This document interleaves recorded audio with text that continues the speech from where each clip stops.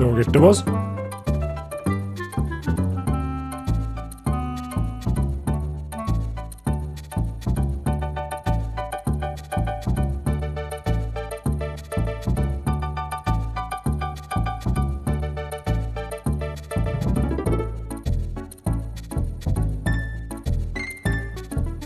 Immer, schau, dass da was geht.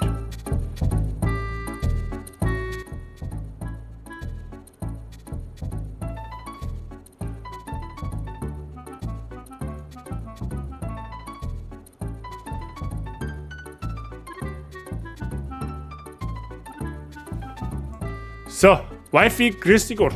Grüß Gott beieinander. So, du hörst mich schon, das ist sehr gut. Dann gehe ich mal davon aus, mit meiner Technik funktioniert alles. Grüß Gott. So, ich bin erstaunt. 2 Streams in einer Woche. Wow. Wann haben wir denn das letzte Mal gehabt? Das war schon wieder 8 Jahre her, so gefühlt. Ja, sehr schön. Wie geht's dir? Euch? So, ja? Mitte der Woche haben wir schon geschafft. Mittwoch ist schon und morgen haben wir noch Donnerstag und Freitag und Samstag und Sonntag und Montag, Dienstag, Mittwoch und Donnerstag und dann habe ich Wochenende. Wie geht's voran auf der Baustelle? Du, jetzt just in dem Moment müsste der Elektriker da sein. Das regelt Elektrik macht aber mein Papa tatsächlich. Das heißt, ja, ich werde dann wahrscheinlich jetzt im Laufe des Streams dann irgendwann noch schnell kurz in Kenntnis gesetzt. Aber soweit ganz gut. Ja, also wir kriegen jetzt heute dann praktisch mehr oder weniger die Info, was wir wann, wie am besten schlitzen. Und dann denke ich mal, wird es morgen wieder tatkräftig weitergehen. Ja, das darf sich dann tatsächlich auch ganz gut anbieten, weil dann kann ich auch mal ein paar Fotos machen für den eventuellen Wochenendstream. Müssen wir mal schauen, wie und ob und wie ich das hinkriege. Alles im Zeitplan quasi. Ja gut, was heißt Zeitplan? Wir haben ja im Endeffekt keinen Zeitplan nicht. Solange es dauert, so lange dauert es. Wir haben ja keinen Stress nicht. Aber so grundsätzlich ja. So grundsätzlich läuft alles so, wie es laufen soll. Also es hat jetzt noch keine bösen Überraschungen nicht gegeben. Gott sei Dank. Also wir haben on fleek, da ich mal sagen. Ja, also es ist alles in der Reihe, so wie es sein soll. Schätz zum Herrn. Ja, das ich nehm's ja so. Ne? Wie geht's dir? Hast heute hoffentlich nicht einen ganz so einen stressigen Tag wie gestern gehabt. Ich hoffe doch. Es war ein bisschen flauschiger. Ich direkt einmal trinken. Heute ist gegangen, sehr schön. Ja, wenn was nicht funktioniert, so wie es soll auf der Arbeit, das ist schon zum Horraufen. Ja. Das kenne ich von mir in der Firma selber auch. Ja, wenn du da was vornimmst und dann geht's nicht so, weil irgendwo spinnt und man weiß nicht warum, kann es aus der Haut fahren. Ja. Wobei, das besser war eigentlich gestern, ich stehe auf, gehe bei der Tür aus, ist mein Auto eingeschneit und ich denke mir so, what the fuck, wo haben sie mir jetzt auf Sibirien geflogen, während am Tiefschlaf, oder wie schaut's aus? Wo war ich noch halben Tag daheim gearbeitet, morgen ganz daheim und da geht jetzt 2 Mal Ruhe. Homeoffice, beste Sache überhaupt auf der Welt. Also derjenige, der wo Homeoffice erfunden hat, der gehört mit einem Orden und einem Verdienstkreuz auszeichnet, wenn du mich fragst. Ja, ich wäre bekannt, ich darf auch sofort Homeoffice arbeiten, aber naja, für eine 15 Meter lange Maschinenanlage daheim hinstellen, schwierig. Aber Homeoffice ist eine zauberhafte Geschichte. Dauerhaft möchtest du es nicht, okay? Ja, die Mai darf am lieber einen 5 Tage Homeoffice machen. Ja, kannst natürlich auch nicht, aber also die Mai schwärmt total davon. Ab und an ist schon gut. Ja, auf alle Fälle. Vor allem, du hast halt keinen Vorgesetzten nicht im Knack sitzen. Ne? Das ist halt völlig wurscht. Und wenn du, weiß ich nicht, nebenbei deinen Haushalt machst, kriegt es auch kein Mensch nicht mit, so auf die Art. Ja? Also natürlich schauen wegen Arbeiten auch, aber bei der Frau Bazi ist es halt so, wenn der Homeoffice hat und sie hat gerade Luft, dann, weiß ich nicht, dann tut es Wäsche zusammenlegen oder Wäsche machen, irgendwie sowas. Das ist halt schon ganz praktisch. Beziehungsweise, weil sie sitzt so im Wohnzimmer und den ganzen Tag am Fernsehen laufen. Das ist halt schon nicht. Das ist im Homeoffice schon geil. Du hast halt absolut keinen Stress. Hab ich so eine, wir sind seit Monaten führungslos. Ja. Okay, das ist dann die andere Richtung von, du hast keinen Vorgesetzten, der wo da ständig im Knack steht. Heißt, es gibt halt faktisch keinen. Ist die andere Richtung. Ist aber auch nicht gut, glaube ich. Ja, wenn du überhaupt keinen hast, der wo anschafft, dann tut ja quasi jeder, wo so will. Also halt, ne? Naja. Ja, ich habe jetzt die Woche muss ich halt, oder was heißt muss ich, Die Woche nutze ich halt, um einmal Stunden aufzubauen, weil durch Kurzarbeit vor 2 Jahren und halt hin und wieder ausgelohnt worden sind, wegen Maschinenfehler und so weiter und so fort, bin ich brutal ins Minus abgerutscht von meinen Überstunden her und jetzt nutze ich diese Woche einmal ganz explizit dazu, einmal Stunden aufzubauen. Das heißt praktisch auch, ich tue am Samstag Spätschicht arbeiten bis um 8 Uhr. Ich habe jetzt quasi Montag, Dienstag hätte ich eigentlich Freischicht gehabt, da habe ich gearbeitet. Dann am Samstag arbeite ich Spätschicht, 6 Stunden und dann nächste Woche Mittwoch, Donnerstag hätte ich normalerweise auch frei. Da arbeite ich dann Nachtschicht, also ich baue mir jetzt quasi innerhalb von einer Woche über 50 Überstunden auf, damit ich mal ein bisschen weiter runterkomme, wieder Richtung, ne? Also ich bin zwar noch weit weg davon, aber besser ist nix. Franzl Schwarz, habe ich dir, grüß Gott benannt. Habe ich dir, grüß dich. Alles fit bei dir. Ich weiß aber halt, was ich zum Tor habe, von daher geht's. Ja, es ist generell. Heutzutage ist nicht einmal mehr gesagt, dass Leute in der Firma wissen, was da sind. Ja, also, ich rede jetzt von uns in der Firma. Ja, da gibt es einige, die wo in der Arbeit zum Schnaufer da haben, aber irgendwie auch nicht so wirklich einen Plan von dem haben, was tun. Egler, und bei dir passt alles. Alles soweit im grünen Bereich. Ich kann nicht gelangen. Ja? Bis auf das, dass ich 4 Tage Frühschicht nicht mehr gewohnt bin. Heute hat mich der Wecker schon ganz ehrenlos aus dem Bett rausgeholt. Aber gut, das muss halt auch mal sein. Ich brauche keinen. Ja, du bist halt, das ist eh klar, dass du bist halt ein absoluter Könner. Ne? Da habe ich jetzt auch keine Sekunde dran gezweifelt. Dann müsstest du einen Vorgesetzten machen. Ja? Da gehe ich weiter auf der Baustelle. Da ist einmal Raucher drin. Was ich da soll, wenn es fertig ist, ist das nächste. Ja, so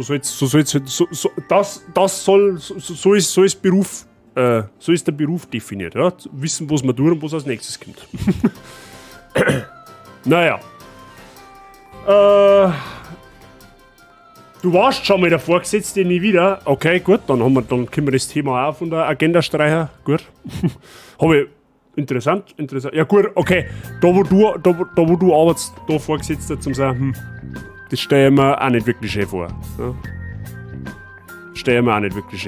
Ich meine, gut, ich sage aber so, das Wichtigste ist, dass man zufrieden ist mit seinem Job und dass man gern seine Arbeit tut, weil wenn das einmal nicht mehr ist, dann ist ekelhaft. Hättest du fast aufgehakt, das glaube ich sofort. Ich sage immer wieder, ich möchte in unserer Firma jetzt am Meister auch nicht geschenkt haben. Den darf ich nicht einmal nehmen, wenn sie mir Steig arbeiten. Darf ich nicht wollen. Ja, ich bleib der kleine Arbeiter, der macht sein Zeug und wenn es nicht passt, dann sage ich das und dann muss er anderen rechtfertigen im Endeffekt. So. Aber gut. So, Freunde der Sonne, wir tun heute ein bisschen in Wulong weiter. Da haben wir letztes Mal den ersten wirklich etwas schwereren Boss gehabt, an Lubuk, wenn er mich richtig erinnert, hat er geheißen. Wir haben ja schon wieder ein Level weiter, was irgendwie jetzt auch wieder ausschaut wie ein Endlevel. Ich habe keine Ahnung, wie lange das Spiel noch geht, ich kann es absolut nicht abschätzen. Typischerweise sind die Spiele eigentlich ein bisschen länger. Das war jetzt tatsächlich ein relativ Kurzvergnügen gewesen für die Art von Spiele, aber müssen wir mal schauen. Der Stream geht heute bis ca. 7:30. Also ganz normale Zeit wieder für unter der Woche. Und dann da ich sagen, schauen wir mal, was uns heute so in Wulong erwartet. Der eine oder andere Boss wird da mit Sicherheit einmal dran glauben müssen. Oder ich, ja, wahlweise. Das kann man jetzt noch nicht so genau sagen, aber das sehen wir dann schon. Dann haben wir schon mal die gute chinesische Musik. Perfekt. Ich hab auch nicht weitergespielt. Ne? Also wir haben genau da das letzte Mal aufgehört. Und jetzt muss ich mich erst mal orientieren. Wir haben letztes Mal nämlich nur ein bisschen Waffen gecraftet. Das waren die da, oder? Die 4 Sterne. Die haben wir noch aufgewertet. Wir haben den ganzen anderen schon verkauft. Und jetzt schauen wir erst einmal, ob wir neue Nebenmissionen haben. So, mal gucken. Normalerweise haben wir jetzt in Teil 4. Bei Teil 3 haben wir alles. Gut, da müssen wir in Teil 4 weiter. Das ist Hauptschlachtfeld, da ist auch Hauptschlachtfeld. Das war das Level von letztes Mal. Und da haben wir tatsächlich ein Nebenschlachtfeld. Wie der Vater, so der Sohn. Gut, haben wir eine Nebenmission. Fangen wir mit der einmal an. Ja? Einfach der Vollständigkeit. Übernehmen wir das mal mit. Ist eher wieder das gleiche Level wie das Hauptlevel letztes Mal. Schauen wir mal, wie die sie bringen.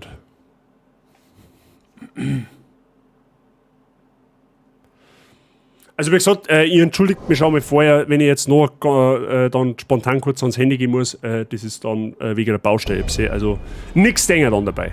Oha, was haben wir denn da jetzt? Wir haben jetzt einen Dojo oder was? Hey, jetzt habt ihr da ein Loch in der Wand. Da zirkt's. Das ist aber nicht KfW-Standard, gell, Freunde der Sonne. Ist das eine Nebenmission mit Bosskampf oder was? Sag ich das richtig? Tatsächlich.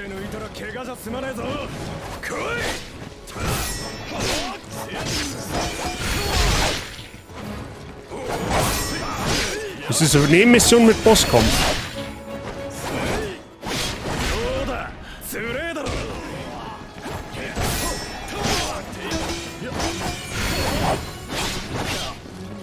Irgendwie macht die aber nicht so viel Schaden. Der Sun Chi. Lucky, habe ich dir, grüß dich. Alles fit bei dir?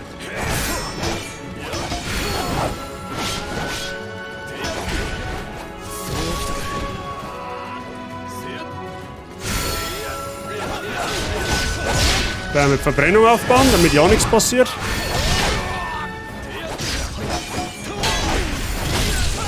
Oh ja, das war...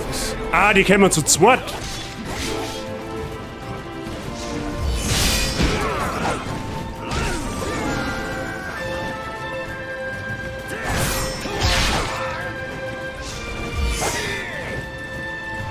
Ah, jetzt weiß ich das auch. Gut, dass der andere verbrennt ist.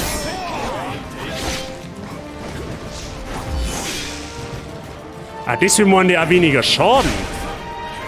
I see.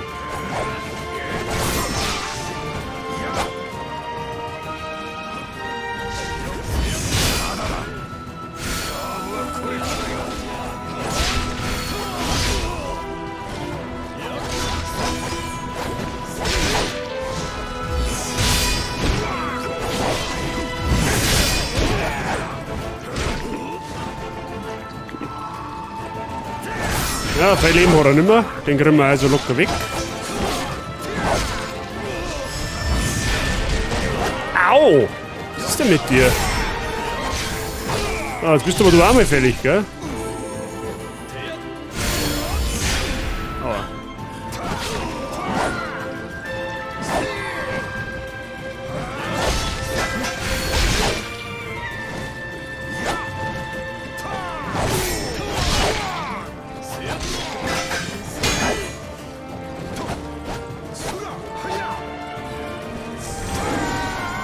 Aha, das ist seine Gottbestie, okay.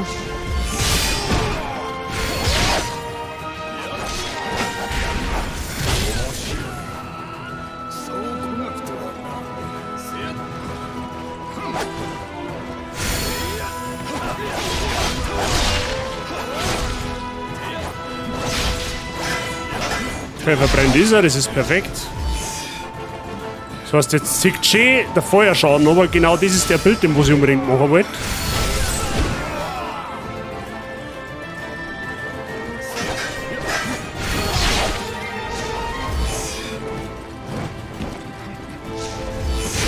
Oh, haben wir erwischt.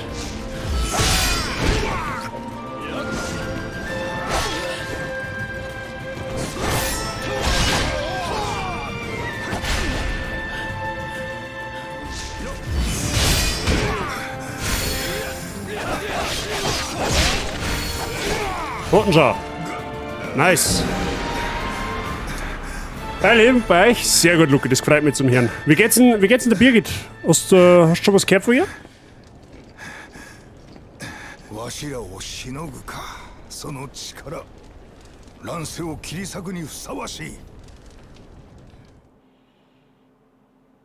Ja, First Try, da die sagen. Doppel-Makisch-Hellebaden. Okay, wir haben auf alle Fälle neue Waffen gekriegt. Jetzt ist die Frage, ist das ein 4-Stern oder vielleicht sogar 5-Stern? Gibt es überhaupt 5-Stern-Waffen? Das war mal eine interessante Info. Ich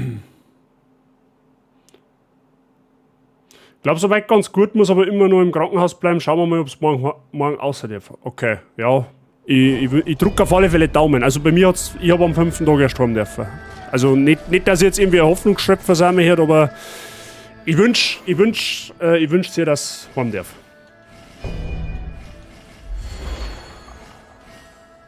So. Schauen wir mal, was haben wir denn an Ausrüstung gekriegt jetzt durch den Mobs? Ach, das ist ein 3 Sterne auf alle Fälle. Ah, nein, warte mal, doch mal. Gut, die macht halt. Die ist auf +1, okay.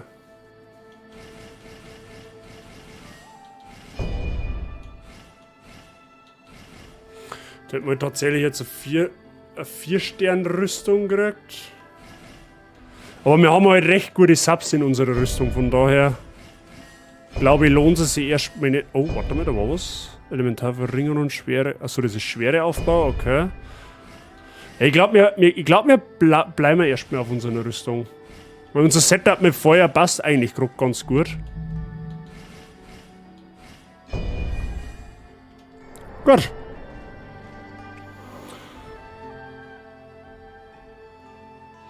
Ja, mir ist ehrlich gesagt auch lieber, wenn es im Krankenhaus ist, bevor sie dann daheim was feiert. Die werden schon wissen, was da deren, aber wenn ich mir sie so anschaue, bin ich mir bis jetzt noch nicht so sicher, ob ich mir das auch antue. Man schaut die ersten Tage ein wenig wild aus. Ja, also mein Zinken war auch geschwollen ohne Ende, aber das ist halt normal. Ich meine, du musst dir halt vorstellen, die werkeln ja da drin rum, die streicheln die ja nicht. Aber das ist alles. Mei, wie gesagt, ich hab's halt in Discord geschrieben, das empfindet ja jeder ein bisschen anders. Ich darf sofort wieder machen, wenn ich es hätte. Also wahrscheinlich. Ne? Und sie wird halt unfassbar davon profitieren. Ja, so unangenehm wie es ist, aber sie wird unfassbar davon profitieren. Sie wird danach schnaufen können wie eine junge Göttin. Im Vergleich. Also zumindest wenn sie so war wie bei mir. Ne? Also ich habe wie wenn sie mir einen Turbolader in die Nosen reingeschoben hätten. So quasi. Du bist ja noch nie operiert worden und eigentlich auch recht froh drum, ich müsste es ja auch machen lassen. Gut, wenn du noch nie operiert worden bist, dann verstehe ich natürlich die Hemmung bzw. die Angst dahinter. Ich habe bei meiner ersten OP auch Bammel gehabt. Bei der zweiten jetzt, die Nasen-OP war meine zweite OP. Aber es ist eigentlich faszinierend so, ne? Weil du kriegst einfach mal so wirklich mit, wie die aus dem Leben schießen können, ohne dass du was tun kannst. Das ist halt das Krasse dahinter so. Weil du liegst da so total und dann labern die mit dir, zack, bumm, weg und du weißt nichts mehr. So.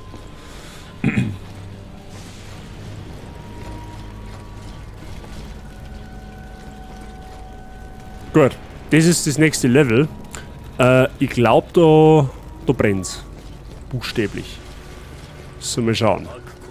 Der Krieg tobt ohne Unterlass weiter. Wann kommt der Tag, an dem wir endlich unsere...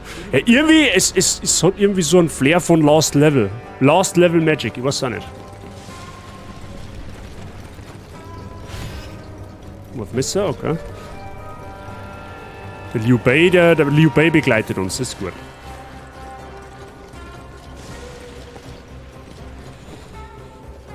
Luki, ich fühl deine Situation völlig mit. Ich hab die Nasen-OP, glaube ich, auch 5 Jahre hinter geschoben. Ich muss dazugeben, ich muss dazu sagen, Frau Bazi hat mich da beackert, was gerade gegangen ist. Also die hat mich jetzt gesagt, jetzt operiere halt endlich und jetzt hört die Rotzerei einmal auf. Das ist ja nicht normal, das kann ja nicht Allergie sein. Also so stark es mir ab und zu genervt hat, umso froher bin ich, dass es da hat, weil sonst war ich wahrscheinlich heute noch nicht operieren gegangen. Und wie gesagt, ich bereue es keine Sekunde.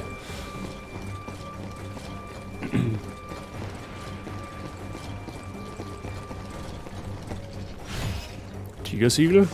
Wie, jetzt haben wir da gleich einen Bosskampf oder was? Das war jetzt auch unflauschig.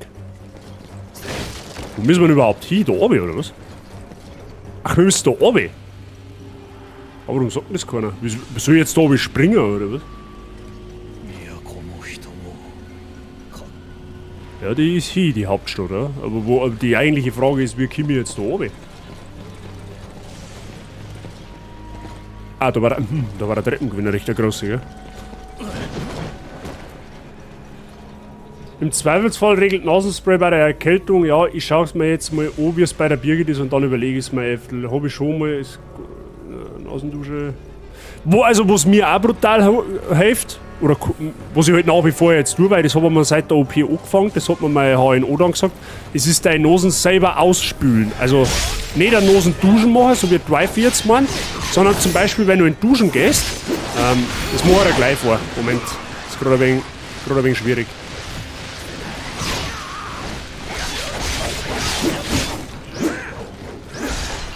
Haben alle Gegner weg? I guess. Okay.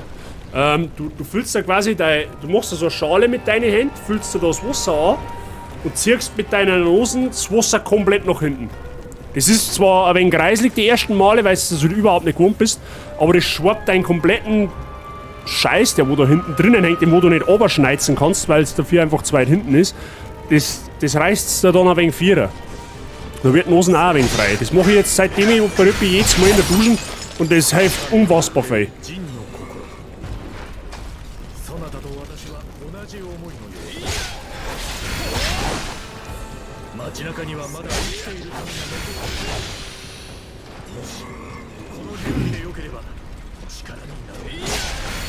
Das hört sich unflauschig an. Es ist nicht so unflauschig, wie es sich anhört, glaubt mir's. So lauwarmes Wasser, also das Wasser soll halt womöglich nicht heiß sein, ne? Weil du hast da einen Haufen dünne Adern drin und dünne Blutgefäße, also du sollst jetzt da nicht mit 50 Grad heißem Wasser da hinterziehen, weil dann kannst du Nosenblirken kriegen. Aber so lauwarmes Wasser nehmen wir, die Hand auffüllen und hinter damit, wie wenn du Schnupfen darfst. Wie gesagt, es ist die ersten Male ein bisschen, ja, ich möchte nicht sagen unangenehm, es ist ein komisches Gefühl auf jeden Fall, aber wenn du das ein paar Mal machst, das lohnt sich tatsächlich. Wie gesagt, der ganze Scheiß, der wo sich da hinten in deinen Nebenhöhlen wirklich festkrustet, den kriegst du mit Schneizen nicht runter. Das ist unmöglich.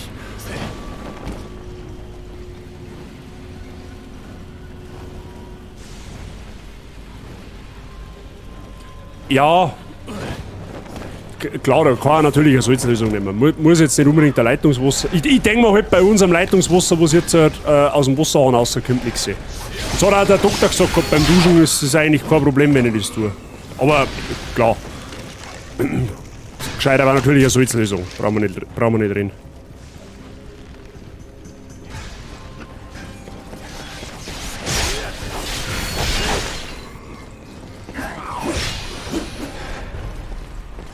Ach, da war es noch oben, oder?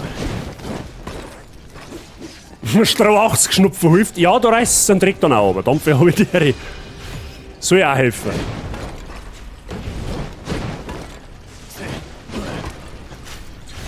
Die eigentliche Frage ist, wo haben jetzt da mal Flaggen? Da kann man Flaggen auch finden, ich habe noch keine einzige gesehen. Gut, das Level, wir haben auch noch nicht so weit in dem Level, aber irgendwie schaut es mir an, wie wenn da oben was sagen kann. Dampf, was ist bei dir?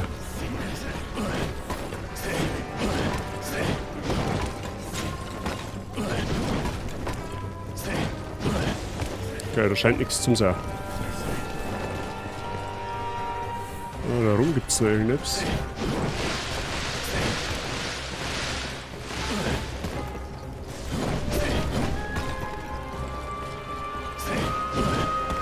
Okay, da kommen wir nicht hin.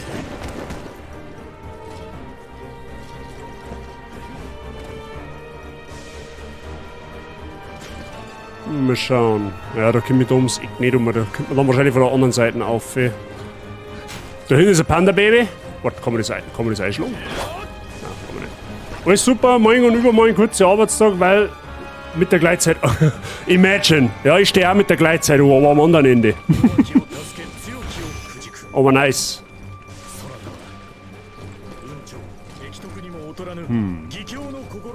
Ah, da kommt man auf, oder schon, ja. Da findet man Rang 5 Liter, das ist zauberhaft. Oh, da ist eine Flagge, das ist gut. Jetzt weiß ich, warum die Markierung nicht war. Ja, du hast meine alten Tech-Hack-Nummer. Wi-Fi stiftet Verwirrung. Hä, was ist denn der Gamer-Bazi? Kenn ich gar nicht. Das ist ein ganz seltsamer Typ sein.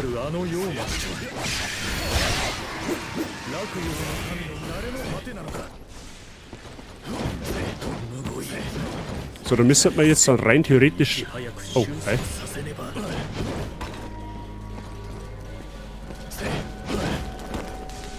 Ah, da kommen wir jetzt in den Innenhof. Oder Panda, wo das Panda-Bärle wurde.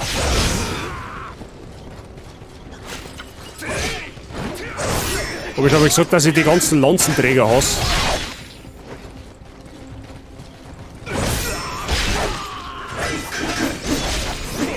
Stirb.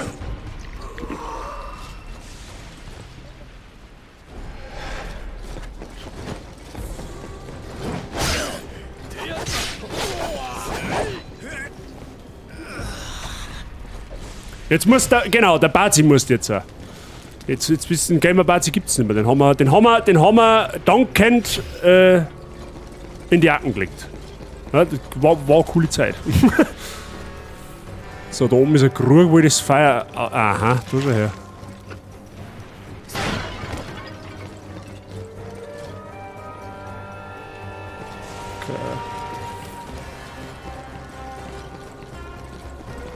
Fragt mich jetzt nur, wo wir da 8 kleine Flaggen finden sollen. Oh, den können wir Sneaky Peeky machen. Der lebt sogar noch. Are you kidding me?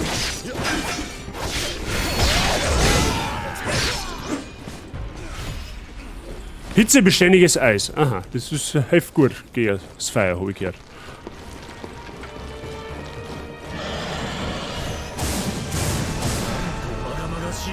Oh leck, ich bin mir jetzt nicht sicher, was das gewesen ist. Okay, ich weiß, was das gewesen ist und mir gefällt es nicht. Weil, super, eine Stadt, wo ein Drache auf dem Dachel sitzt, das ist keine gute Idee. Freunde, wenn ihr jemals in der Stadt reist, wo ein Drache auf dem Dachel sitzt, dann lauft's. Ja? Ich weiß zwar nicht, wo es hinläuft, aber lauft's einfach. Einmal grundsätzlich.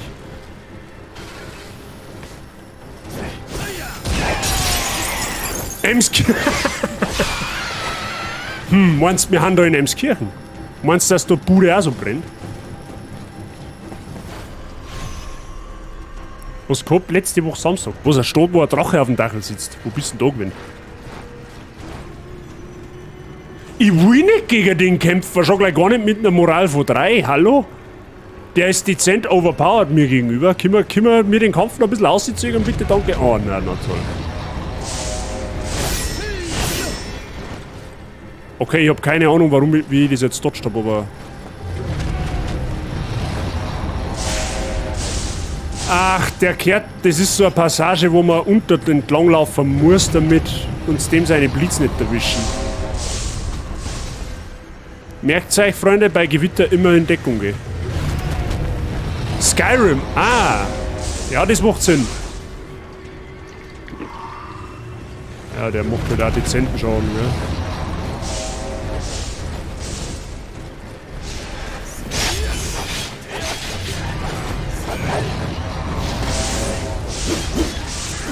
Ja gut, aber die Blitze kann man recht schön dodgen. Die schlungern nicht instant ein. Man hat da tatsächlich auch ein bisschen der Zeit. Das ist gut. Ja, das Spiel, das ist fair gestaltet. Ja, und falls wir jetzt verrecken, können wir ja da wieder anfangen. Bin mir zwar sicher, dass da auch noch irgendetwas gibt.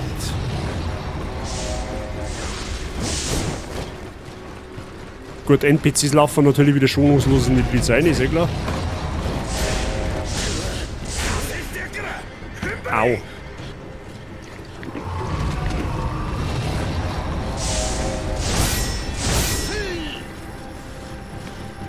Da sind wir oben.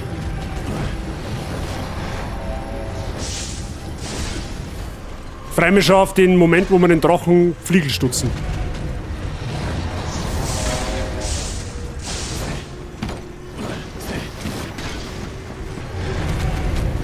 Mal die Füße in die Hände nehmen.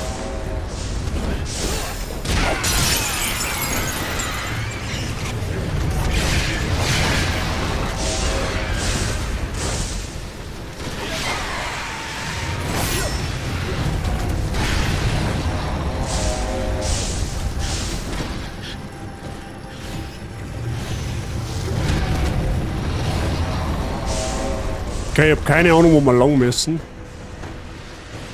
Oh, hi! Ja, toll. Erst einmal den Bombenleger da ausschalten.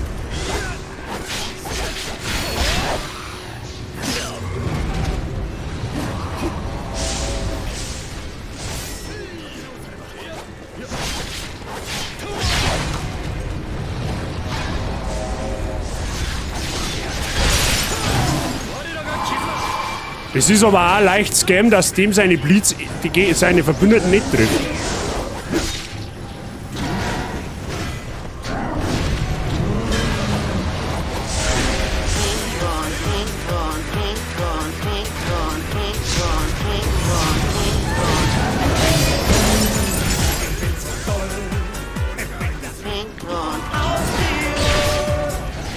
Sei aber der.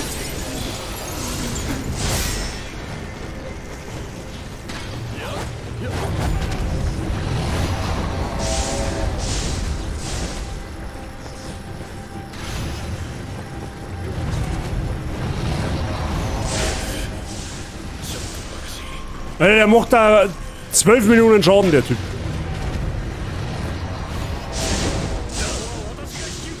Okay. Der Drache ist unblauschig. Sei es fit bei dir.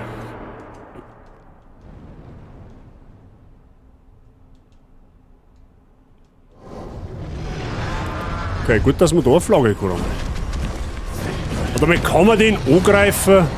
Also wahrscheinlich kann man schon angreifen, aber die Frage ist, wo ihn angreifen.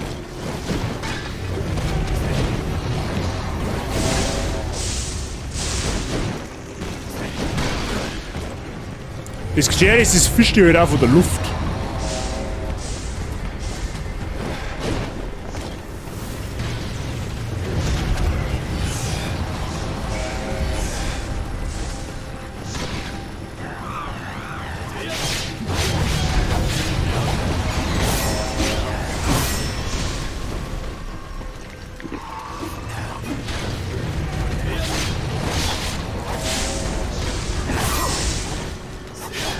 Okay.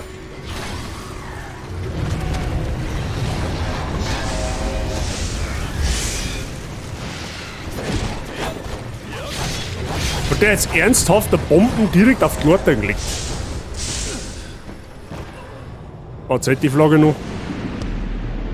Hallo, ich habe die grüß dich. Ja, es wird soweit gehen, dass Sabrina ein Pokémon auf. Ja, good luck. Hast du ja gestern gesehen, wie es geht?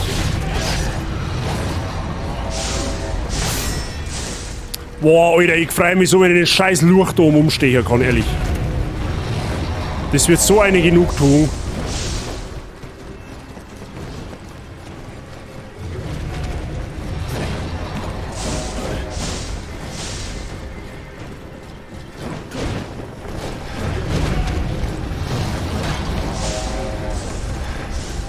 Ja, da entlang, dann da um, dann da auf die Treppen auf.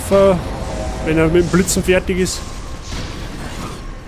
Beziehungsweise erst einmal den Abstecher da, damit man der nicht lange quere kommt. So, jetzt da auf. Dann steht da ein Bombenleger, den ignorieren wir jetzt. Haben wir da eine Flagge rein. Gehen wir mal weiter.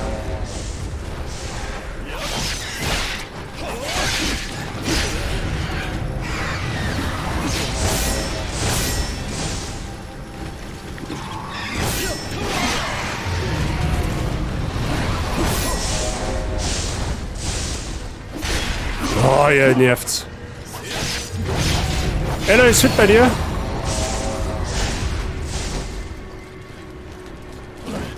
Gucken wir, dass dann wo weitergeht.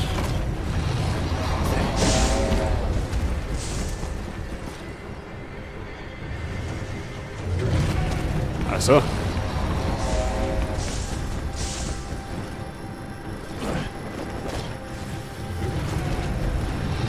Oh, guck. Jetzt sind wir wieder am Anfang. Sicher und selber, sehr schön, das hört man gern. Bei mir passt soweit auch alles. Das Gebiet da ist nur ein bisschen stressig, weil ich gerade nicht so wirklich weiß, wo ich lang gehen muss.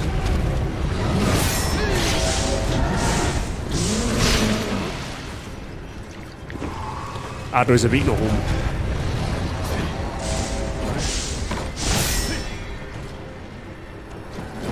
Ah, da schaut's mir gut an.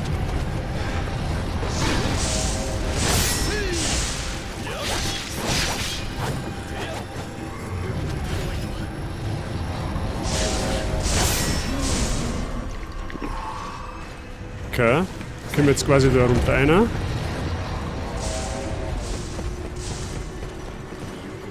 Ist er jetzt fertig da mit seiner Zauberei?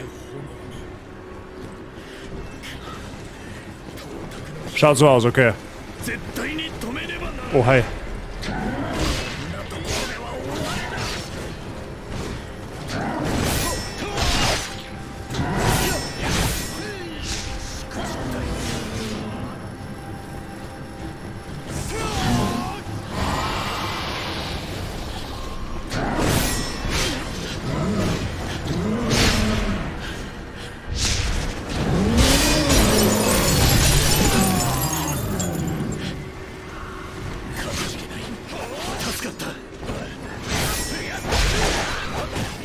Stirb! Okay.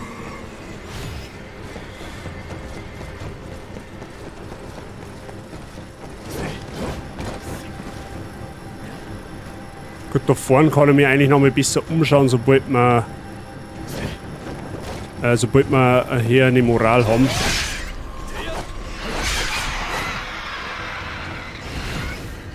Damit wir den Drachen da mal hops nehmen können. Ich glaube, dass dort mit Sicherheit einen Erfolg gibt dafür.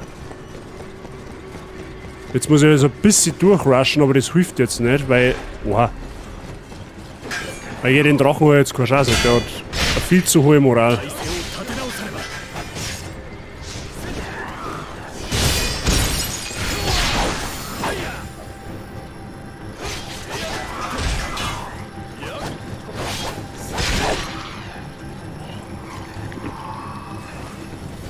Dann wird's ja der, dass die Siebrirasse umhaust, oder? Dankeschön.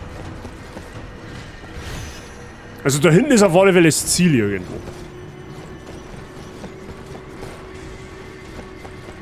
Das ist auf alle Fälle ein Shortcut dann. Wenn nicht alles täuscht.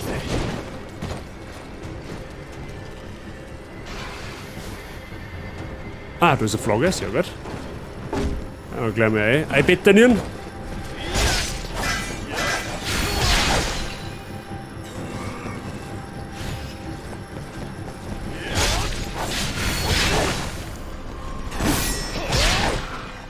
Perfekt. Oh, da haben ein paar Wächter. Die haben da gelingt, die zwei.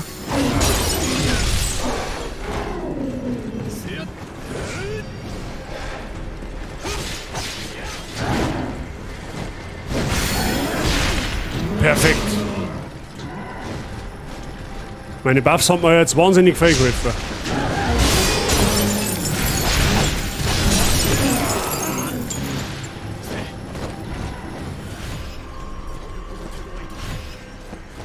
Wo ist der andere jetzt? Hallo?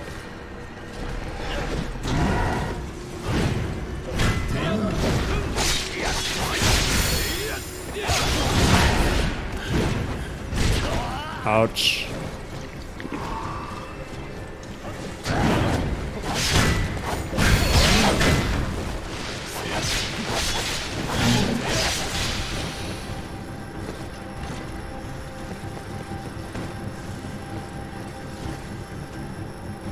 Ich kenne mich halt irgendwie gerade auch überhaupt nicht aus, wo man mir hand.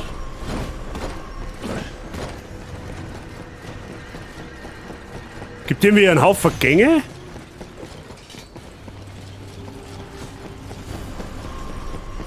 Also das ist, glaube ich, eher optional laut der Minimap. Oh, da hinten ist eine Flagge, das ist gut.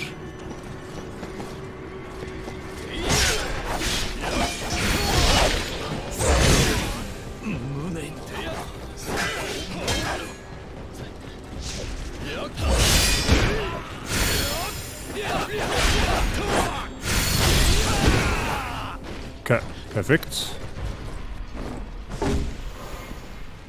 Halten wir unseren Verbündeten wieder auf. Ich glaube, das Hauptziel sogar ist, dass wir den Drachen umhauen. Da ist eine große Flagge. Irgendein Gegner ist gerade triggert worden, aber ich sehe nicht wo. Ach, da waren wir schon einmal. Da waren wir auf jeden Fall schon einmal. Ach, da haben wir da entlang gekommen. Ja, ja, ich weiß schon wieder, wo wir haben. Wir haben uns jetzt da im Endeffekt einen Shortcut eröffnet. Ja, okay, gut. Das nehme ich natürlich auch danken da. Das ist jetzt ein Shortcut im Endeffekt, ja gut. Weil da endest der Drache. Okay, dann weiß ich schon wieder. So, was ist da Phase? Das ist irgendein chinesischer Garten. Sehr gut.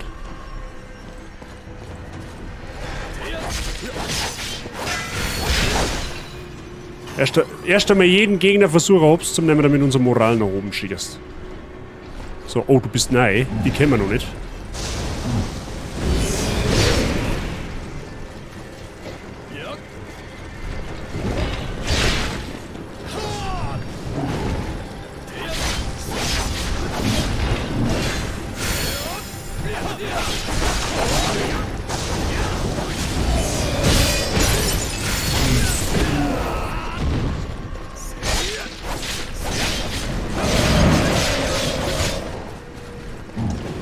Okay, der schaut irgendwie aus wie so ein Verdorbener.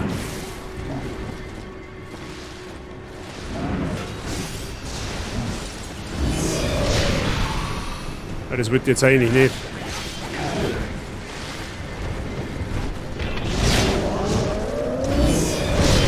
Au.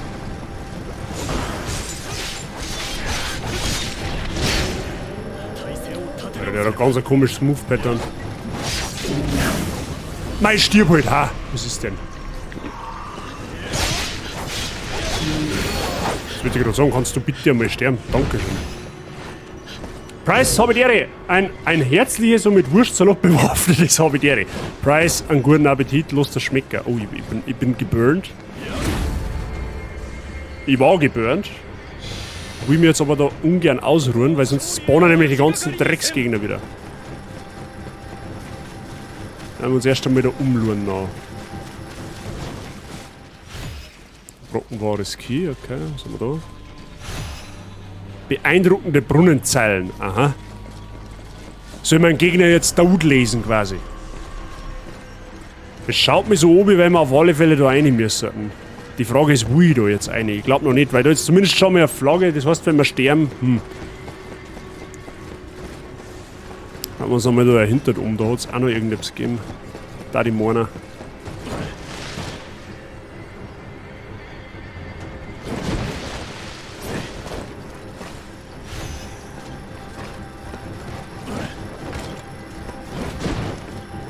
Okay, da können wir nicht mehr auf. Wenn ich es richtig sage. Und dann mal schauen, wahrscheinlich müssen wir jetzt da durch.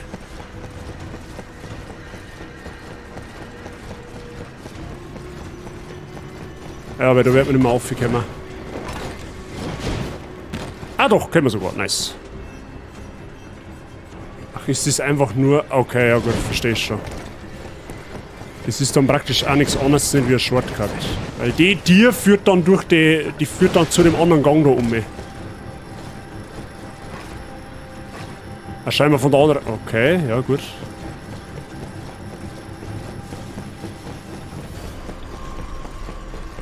Hast du schon einen Boss gehabt heute? Nein, bisher noch nicht. Bisher haben wir noch keinen Boss nicht gehabt, aber er kann nicht lange auf sich warten.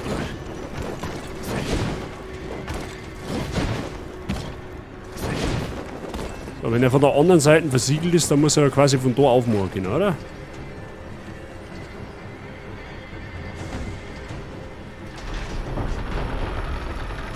Perfekt.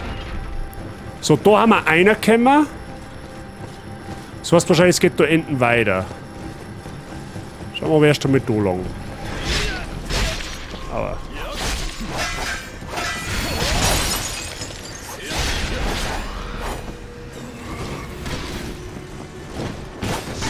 Ja, perfekt.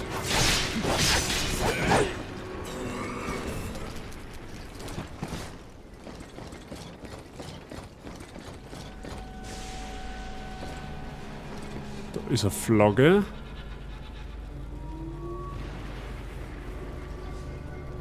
Achso, da war da eh Sackgasse gewesen. Okay. Da haben wir mal unseren Stempel rein da. Dann schauen wir mal ganz in Ruhe rum. Ja, aber so wie ich das sehe, müssen wir auf alle Fälle sowieso da oben. Weil die Treppen führt auch noch unten und da geht's nicht weiter. Und auf, ich komme nicht mehr.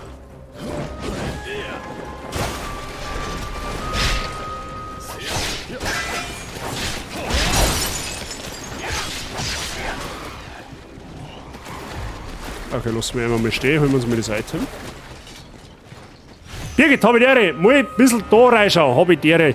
Grüß Gott ins Krankenhaus. Ich hoffe, dir geht's gut soweit. Wie schaut's aus, Birgit? Der Feier, der hab ich dir beieinander, ist fit bei euch. Ja, bei uns, was das schlechte Leute geht's ja wobei gut. Amori, schönen guten Tag. Entschuldigen Sie bitte, ich habe mich verlaufen. Wo lang geht's zur nächsten Tankstelle? Amori, ich weiß nicht, wo deine nächste Tankstelle ist, aber schön, dass du zu uns herverlaufen hast. Ich wünsche dir einen schönen Mittwochabend. Ich hoffe, dir geht's gut.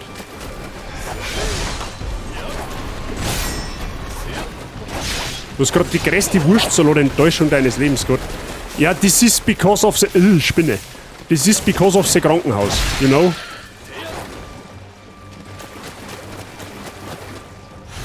Goldene Zikadenhülle, okay.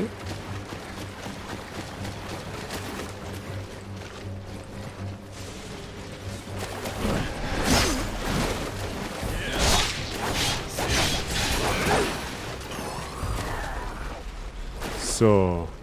Ja, wir nähern uns allmählich der 20er Moralmarke, damit wir den Drachen da mal zusammenstauben können.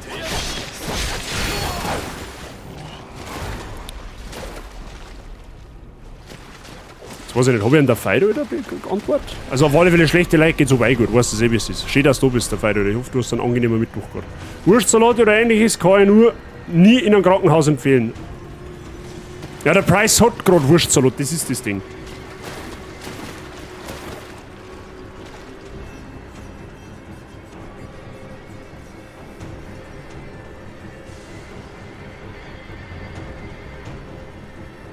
Verstehe jetzt nicht, was du sagen möchtest, Amori.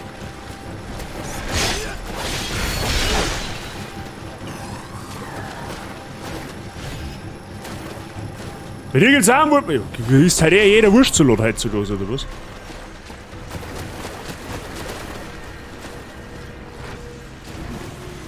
Aha, dann wieder mehr Jungfrauen des Obergrauens, toll, schön.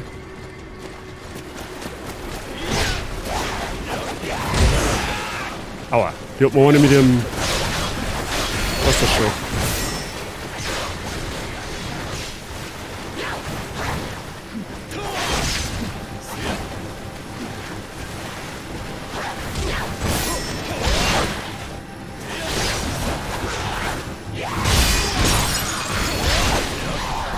Halten Sie bitte still, dankeschön. Deiner wird der schlechteste sein. Ja, ich hab tatsächlich keinen Wurstsalat im Krankenhaus nicht gekriegt. Der Nudelsalat war geil, der war zauberhaft. Das war das Geilste, was ich nach einer Narkose hätte essen können.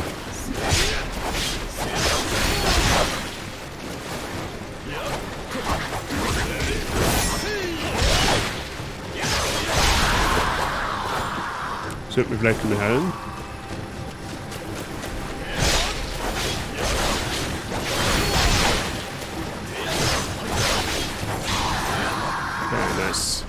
Ich bekomme hier ehrliche Käfig voller Heldengefühle im Stream. Wann kommt Feldwebel Schulz und sagt, ich sehe nichts, ich höre nichts und ich weiß auch nichts. Ich verstehe immer noch nicht, was du sagst, wegen unserem Dialekt oder was meinst? Brauchst du nicht eingezwängt fühlen. Ja? Bei uns ist das gang und gäbe. Wir sind flauschig, im wahrsten Sinne des Wortes.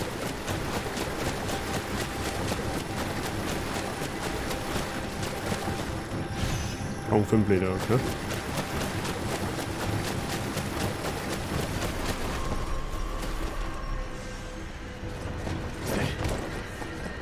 Jetzt sind wir auf der anderen Seite.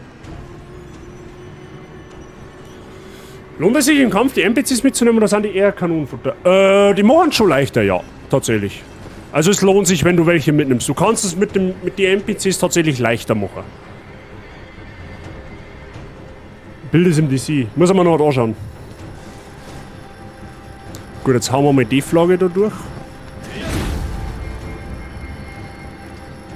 Jetzt sinkt unsere Moral zumindest nicht mehr unter 14. Und jetzt schauen wir, ob wir den idiotischen Drachen da drinnen irgendwie kaputt machen können.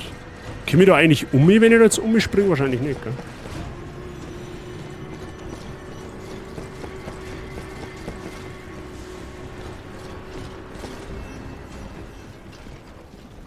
Oh, ich hätte vielleicht mein Elixier ausgeben sollen.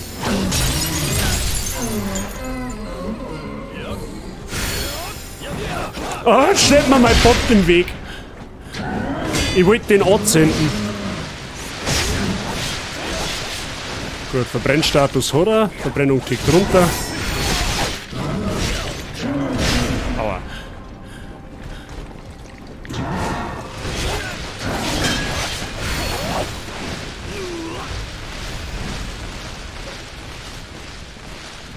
Es wird angeblich Essiggurken dabei sein, das steht auf dem Zettel. Los mir raten, es ist keine Essiggurken drin im Wurstsalat.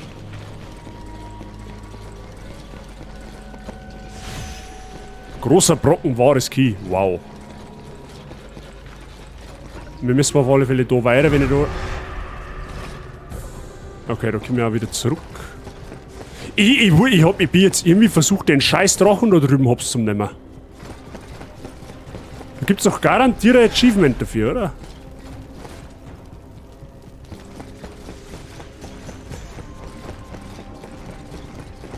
Ich gebe erst einmal mein Elixier. Ah, wobei, nein, ich gebe jetzt nicht mein Elixier, also sonst können wir die ganzen Gegner wieder. Achso, der ist schon wieder da, ja toll.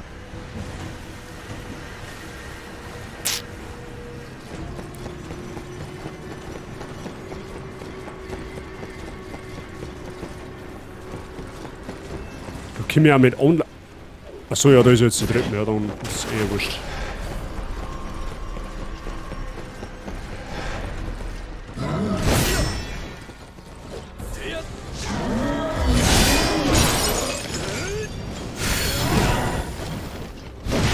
Ah, komm. Okay, ich merke schon, die Fähigkeit, die musst du ganz überlegt einsetzen.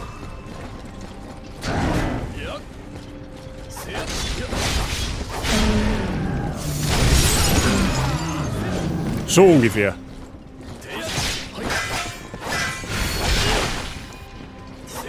Wollte ich gerade sagen, der ist aber jetzt hopflich schon hin. Ich bin aggressor als Sabrina. Das heißt quasi, du hast es geschafft.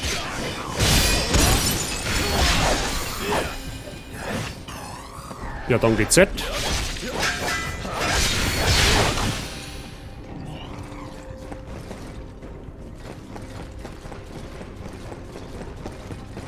Stufe 16, das Viech hat Stufe 20. Das sollte eigentlich... Ah, halt aus, da können wir ja gar nicht lang. Moment. No Hit, nice.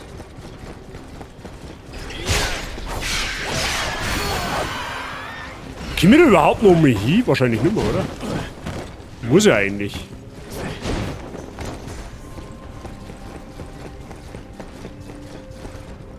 Da hinten sitzt ja das Arschloch.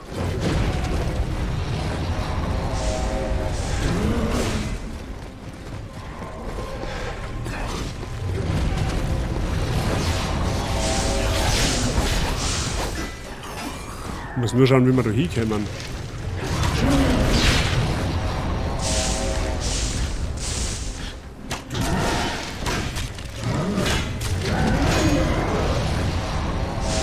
Der Schwachstelle.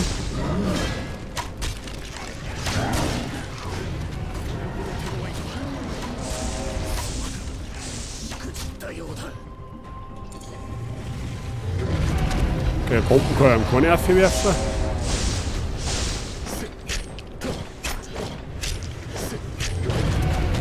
Können wir da überhaupt irgendwie hin? Normal schon, oder?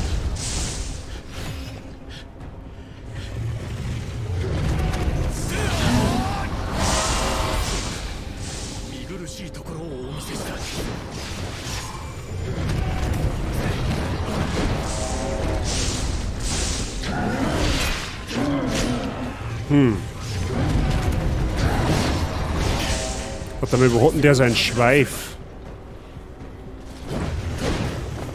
Ah, ich glaube, da könnte man nicht hin zu dem.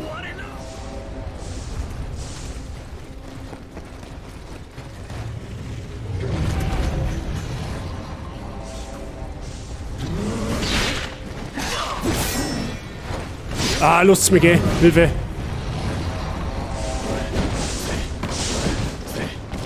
Ich glaube, dass wir zu dem gar nicht hinkommen.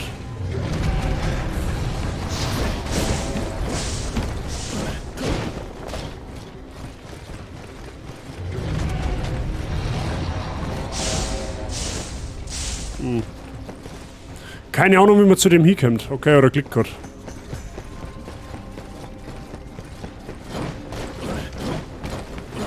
Aber reizen darf er mich schon. Holy shit, wir haben 55.000 Elixiere. Wir sollten die echt einmal ausgeben.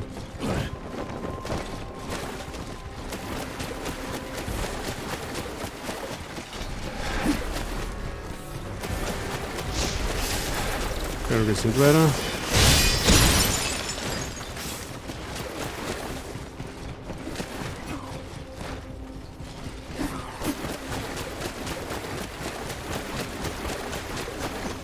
Okay, berechtigt die Frage, wo müssen wir lang?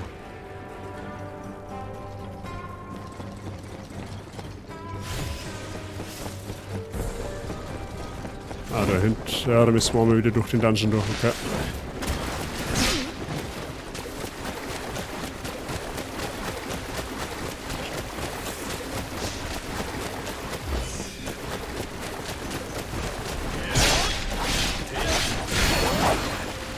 Perfekt.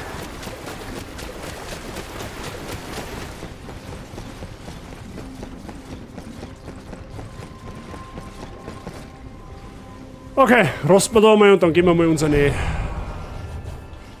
unseren Punkt. Gehen wir mal unseren Punkt aus. Sehr gut.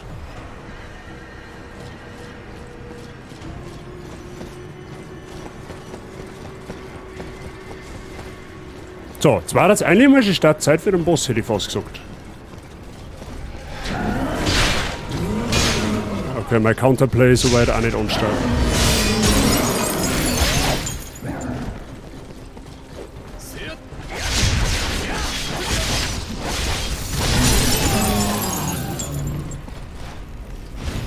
Nice. Doppelschwerte des galanten Schwertkämpfers.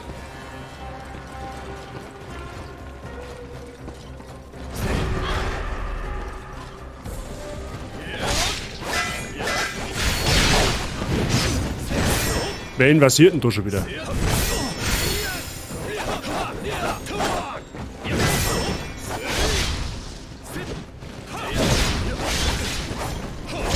Okay, der Gegner ist verbrennt.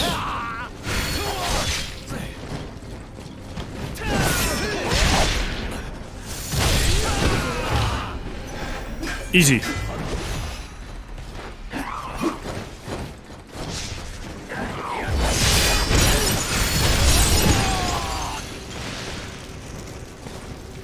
Alter, haben wir jetzt unser Moral von 17 auf 19 hochgeschraubt mit 2 Gegnern oder was? Wow.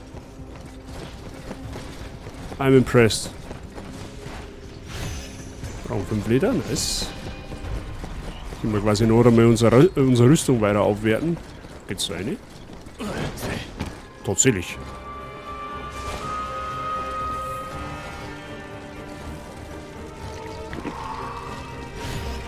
So.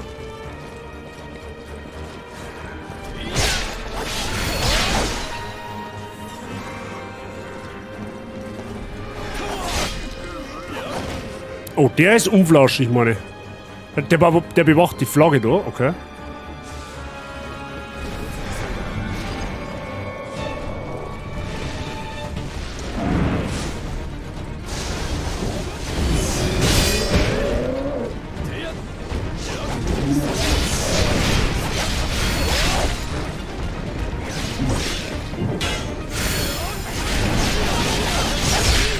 Na gut, was haben denn Mann, ein Gegnerverbrenner, der schon verbrennt ist? Warum wächst der Tintenfisch aus dem Kopf aus?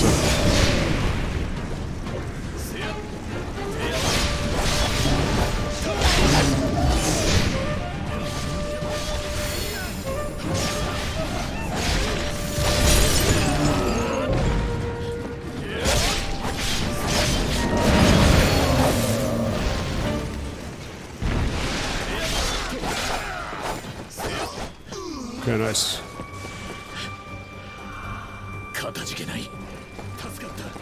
Hat sich rentiert. Kriegen wir auf alle Fälle 2 Flaggen. Einmal. Das war dann die letzte große Flagge. Aber dann gehen uns halt jetzt... Oh, hi. Was tust du so in deiner Freizeit?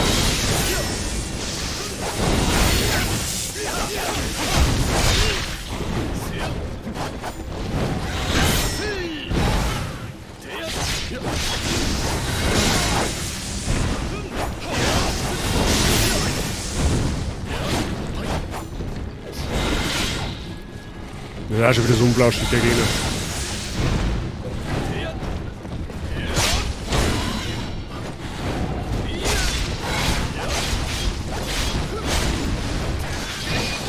Okay, Verbrennung hat er drin, das ist gut.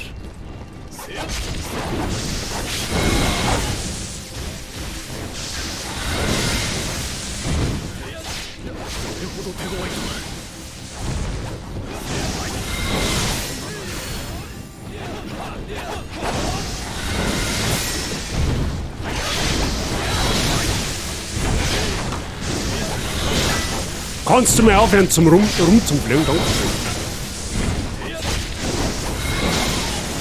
Ja, da spammst du jetzt den Angriff oder was tatsächlich?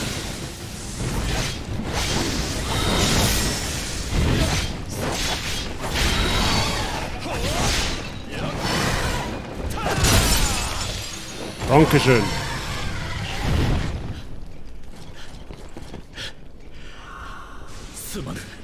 Okay, diese kleine Flagge. Druck mir mal ein, perfekt.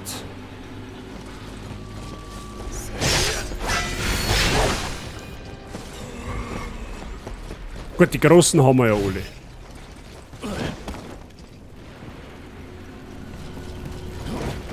Oh, da geht's eine. Muss von der anderen Seite. Oh, hi.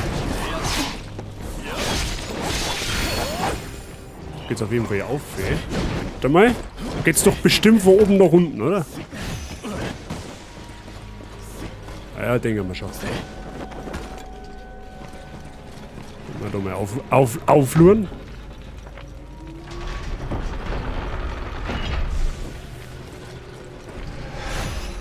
Letzte Worte eines Beamten.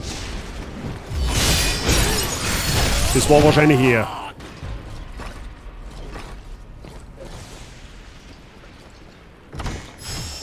Panzerhandschuhe eines Dong-So-Offiziers. Immerhin. Dann schauen wir da mal auf in die Hitten da. Ist da noch irgendetwas drin? Okay.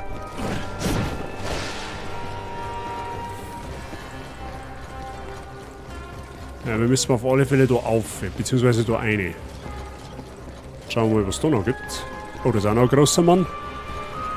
Hi.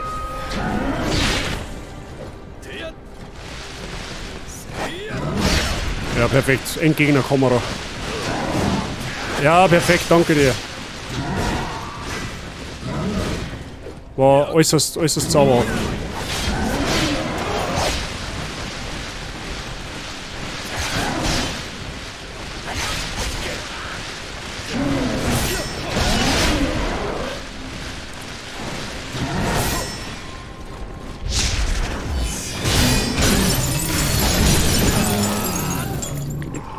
Den hast. Oh, jetzt ist der Nume einer. Zupf den.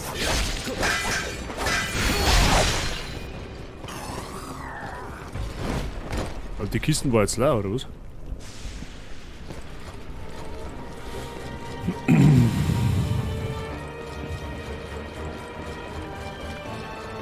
Ah, da ist auch noch eine kleine Flagge. Ah, Mist, haben wir eine übersehen irgendwo. Schade. Aber gut, für das, dass das Level recht groß ist, haben wir eh einiges gefunden.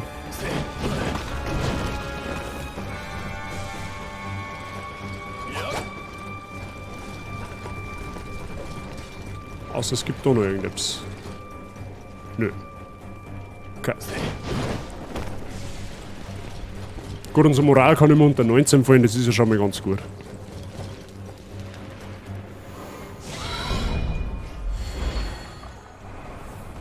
Ja, der spawnt dann auch wieder. Okay, der kann mir jetzt mal getrost am Arsch lecken.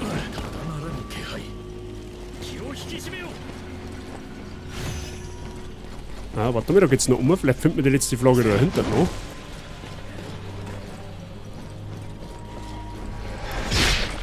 Das war klar, dass da so ein grimmiges Arschloch umeinander steht, was mir jetzt noch mal Schaden macht. Ab vom Hof.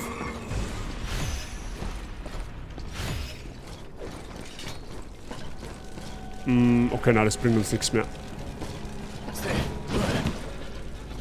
Auf die andere Seite noch mal umschauen.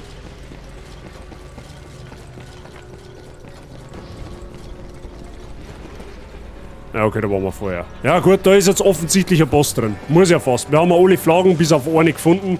Und da zeigt auch der rote Zeiger. Das Gelbe ist wahrscheinlich der Drache, den man kaputt machen kann, der wo da hinten auf dem Dachel sitzt, da wo ich aber nicht weiß, wie man hinkommt. Also wird jetzt da sehr wahrscheinlich ein Boss auf uns warten. Schauen wir mal an, ob er was kann.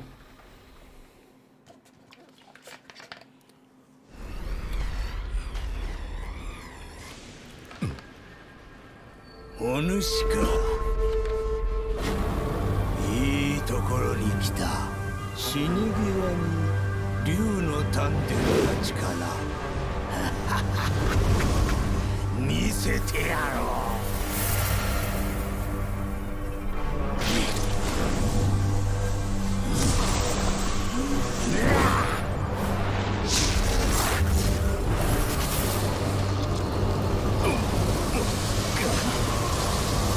Wie B-Wifi. 奴が全土の要求をすれば真の弾薬も手に入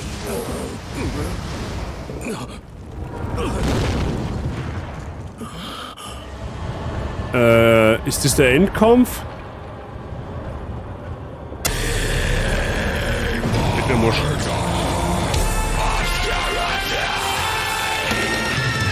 Mai, Kommandiere. Taoti. Ja, du bist ein wenig groß.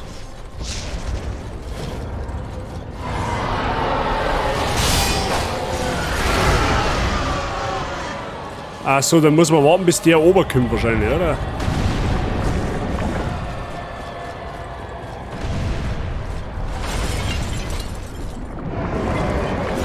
Das schaut doch im Boss aus.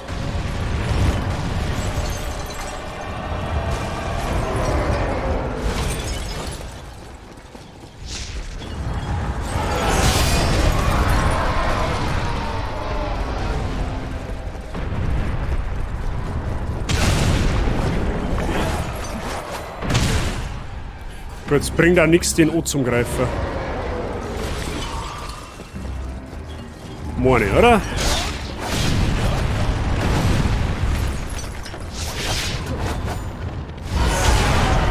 Ja, wobei. Konnte sogar als Helfer.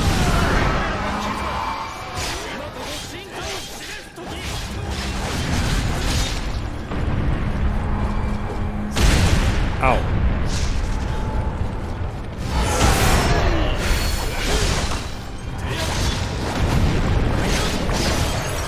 In der Brotzeit schneiden, nur Mike, ich hoffe, du hast eine angenehme Spätschicht soweit. Bitte dein Scheiß. Oh, da kommt der voll jetzt.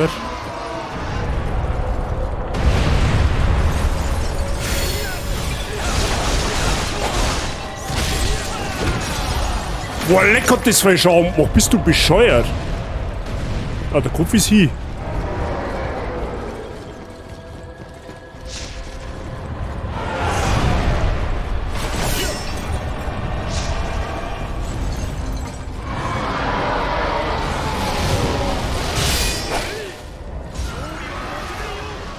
Au. Hä, der ist zu leicht für einen Endboss. Der ist viel zu leicht für einen Endboss.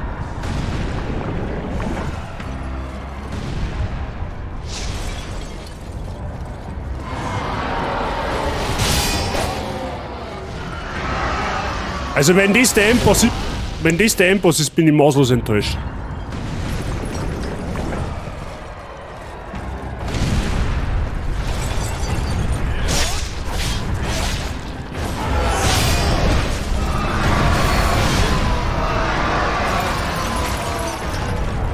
Ah, der fällt eh um. Nur rein.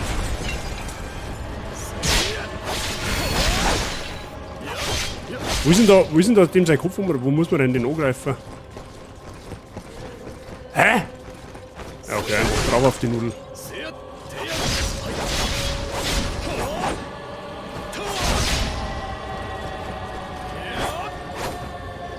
Ich sag jetzt irgendwo nicht, wo das der verwundbare Punkt ist. Aber okay, das ist eigentlich relativ egal, weil...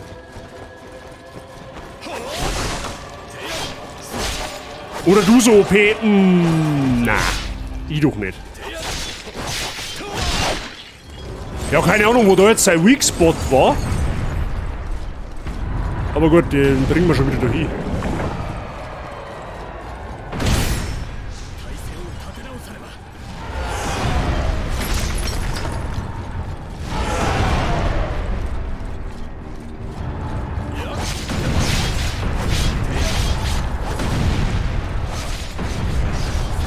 Vor allem, was soll das überhaupt sein?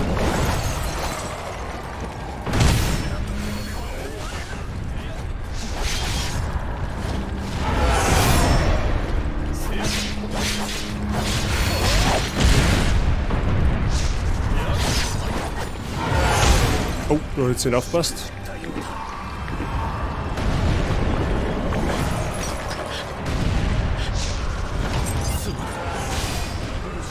So, jetzt müsste er normalerweise umfallen, oder? Und dann müsste irgendwo sein Weak Spot sein.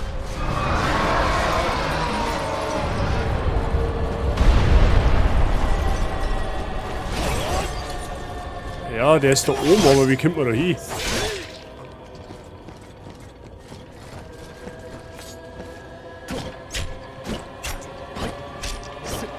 Keine Ahnung, wie man da raufkommt, aber...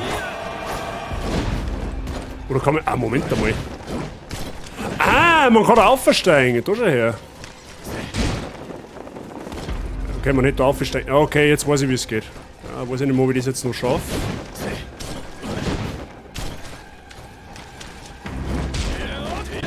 Tatsächlich. Ist er hier?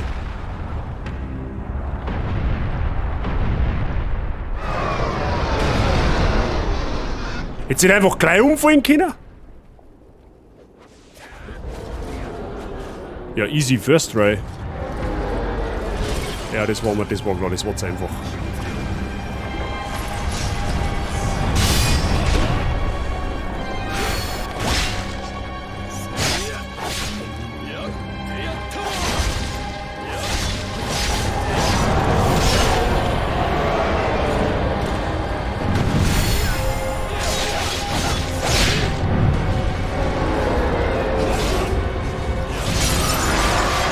Okay, dem sei.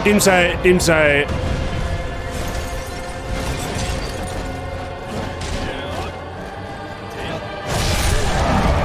seine Haltung geht unfassbar schnell nach oben.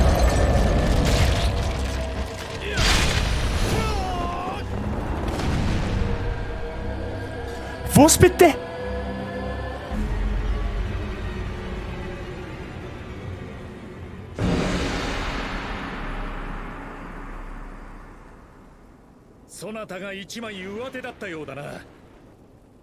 Ich fühle mich jetzt irgendwie unsatisfied, ich weiß auch nicht.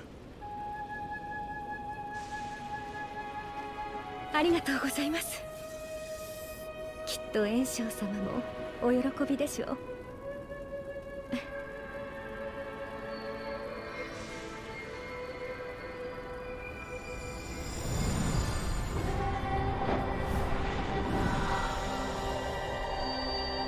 乱を鎮める英雄のいずる時、小生が夜空に燦然と輝く。世を憂いながらも天文を見る力しか持たぬ私にできるのは、天の星の教えを受け未来を伺い知ること。 Der hat schnell aufgegeben, der hat nicht mal das Kämpfen angefangen. 英雄が進むべき道をたがわぬようおそばで見守りたいのです。願わくばあなたにも天の星の導きがありますよう。 Dann war aber das auch noch nicht der Endboss, das kann man nicht vorstellen. Das ist halt einfach zu krass für das Spiel. Was ist jetzt dieser Fisch, oder was? Ja, was heißt zu krass? Ich bin mit Sicherheit nicht zu krass, ich bin halt nur Schlimmeres gewohnt. Ja? Elden Ring, Dark Souls 3, Sekiro. 一旦皆のところに戻りましょう。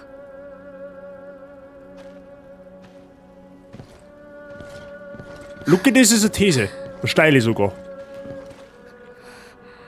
Der Bosskampf so, ich hätte mir einen schönen Abend gewünscht und es war noch 5 Sekunden fertig. Ja, das! Als Souls-Spieler fühle ich mich jetzt da unsatisfied. 所詮人は己の都合で動くもの。絆など当てにならぬ。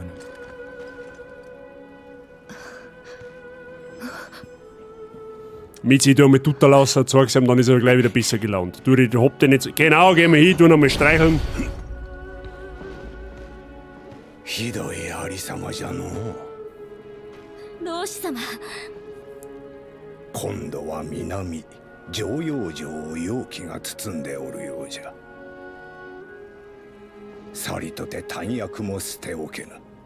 Okay, das war aber noch nicht die letzte 当 Mission. 宅はわしと交渉に任せ、お主は常陽に向かってくれぬか。 Freilich, her damit, ich hau alle zusammen. Mir wurscht. Führung der Sternbilder, aha. Eid mit Lady Sen geschworen. Oha, wir sind mal vereidet. Ja, wir haben wir vereidet, Freunde. Ab jetzt haben wir keine Solo-Kämpfer mehr. Also jetzt haben wir vereidet. Jetzt haben wir einen Solo. Jetzt wird es erst richtig schwer in dem Spiel. wir haben, glaube ich, jetzt erst durchs Tutorial durchgekommen. Ich glaube, dass das jetzt alles Tutorial war. So. Ja, ich weiß auch nicht. Irgendwie der letzte Boss, den wir da gemacht haben im letzten Stream, der war halt Klassen besser als wir das jetzt. Normalerweise meinst du ja, die Bosse wären von Level zu Level schwerer. So. 大教よ。 Ja, die Lippen schön mit Blut einschmieren. 娘思いよな。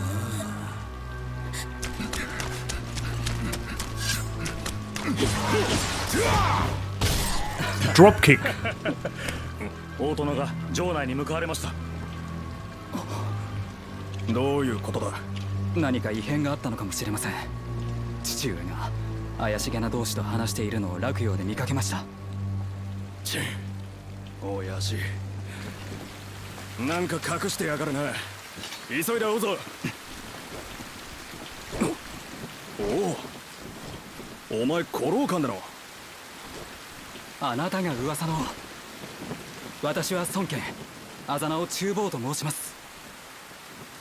今ちょっと厄介なことが起きていてな。 Weiß ich schon. Ich war mittendrin. Da klappt er vorne auf. これは不吉な。まさか父上の身に。バカ言うな。虎がそう簡単に狩られるかよ。そうだろう、親父。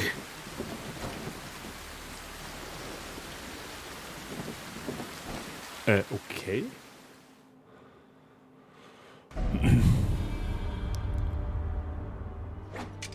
Aha, okay, noch mehr Tänzchen, passt. 親父が黙って敵中へ乗り込みやがった。 So, schauen wir erst einmal. 知らんが、のんびりはしてらんない。 Neues Schlachtfeld, dieses Hauptschlachtfeld. Das haben wir schon, das haben wir schon. Das verlorene heilige Artefakt. Okay, gehen wir erst einmal in unser Hut zurück und werten unsere Rüstungen und Waffen auf, sofern wir das da können. Wenn wir mal einiges an Rang 5 Zeug gefunden, dann können wir uns schon mal ein bisschen besser machen. Bisschen. Bin dann aber schon wieder weg. Viel Spaß noch und einen schönen Abend. Bis bald. Ey, vielen lieben Dank fürs Einschauen. Schön, dass du da warst. Ich wünsche dir natürlich auch noch einen schönen Mittwochabend. Habe die Ehre und bis bald. Hoffentlich. So. So, mal schauen. Verbesserung. Ah, da gehst du her. Waffen gleich mal aufbessern. Da brauchen wir jetzt Rang 6 Stahl, das haben wir aber noch nicht. So, wir können aber tatsächlich... Ah, wir haben ein 9 Stück Rang 5 Leder, das heißt, wir können jetzt drum unsere Ausrüstung einmal aufbessern. Was zauberhaft ist. Perfekt. Bin auch wieder weg, muss noch ein bisschen was werkeln, haut euch rein. Mike, danke dir fürs Einschauen. Dir noch eine angenehme Spätschicht. Durchhalten hast nicht mehr allzu lang. Über die Hälfte hast du schon geschafft. Danke dir. Gut, dann da das machen wir wieder Nebenmission.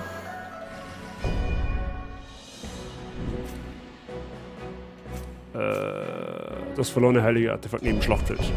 Daddies.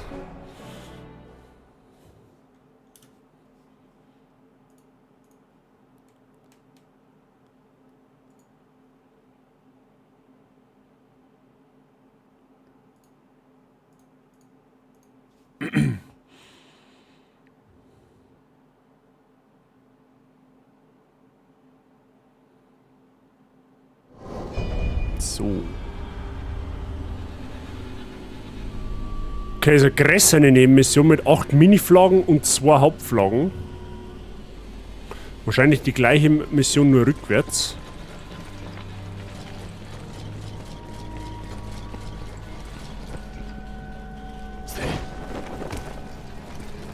Dann schauen wir halt mal.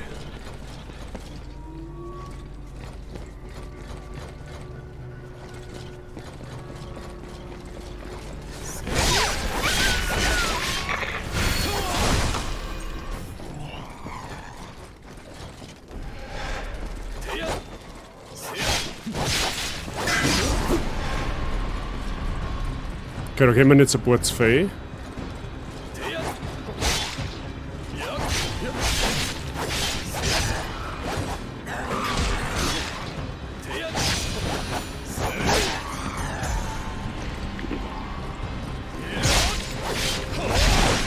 Ab vom Hof.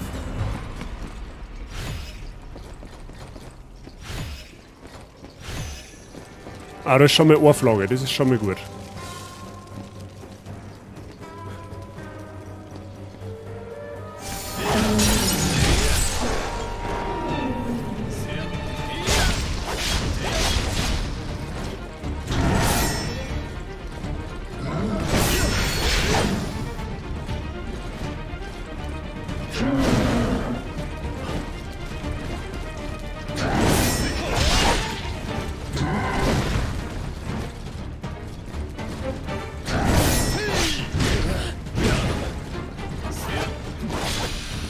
Ich gerade sagen, stirb. So, erste Mini-Flagge haben wir.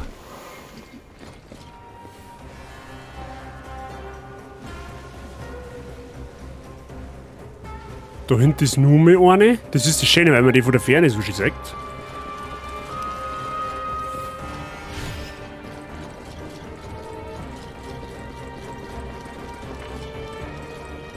Da hinten ist auch eine.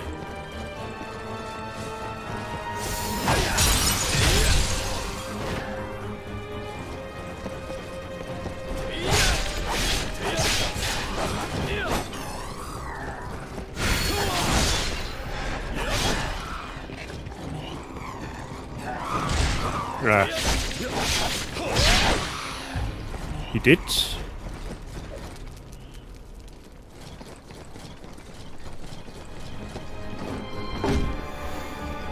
Nice. Da wäre jetzt auch nicht umsonst aufgehen. Ah, siehst du, das kleine Name, eine. What the fuck? Die stecken aber alle hübsch aufeinander. Da will mir gerade so das Gefühl. Mann, will mich nicht beschweren, dann muss ich weniger suchen, aber... Kann mir direkt vorstellen, dass da auf der linken Seite auch noch mal eine ist. Die schon so auf einen Haufen stickern.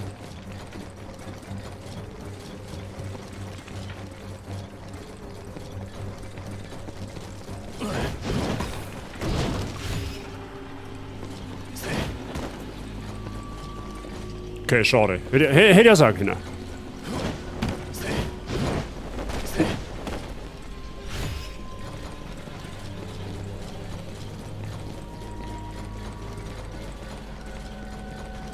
Geht auch noch etwas.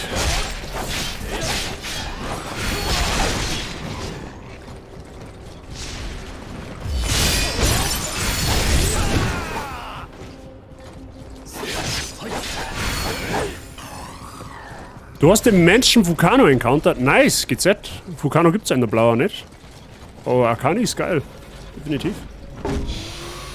Ja, mit der Nuzlocke sollte man noch 2 Streams brauchen, schätze ich mal, maximal. Ja, also nächsten Stream hätte ich eigentlich schon bis ins Indigo-Plateau kommen und dann macht man noch Teambuilding, beim übernächsten Mal Teambuilding, so ein Pokeliga und dann haben wir mit der Nuzlocke auch fertig. Und dann, Freunde, werden wir wahrscheinlich Resi 4 starten. Wahrscheinlich. Ich kann es euch noch nicht hundertprozentig versprechen, aber das ist so aktuell, was ich so ein wenig in Planung hätte.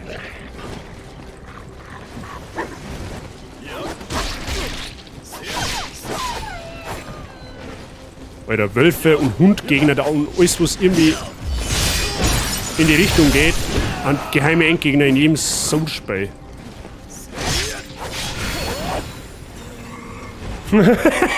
RIP.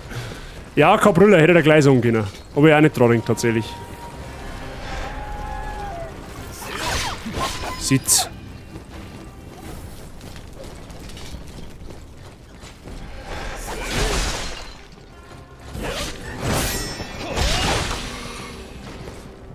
Alter, die haben das noch nicht mehr gespannt, dass du kämpft wird.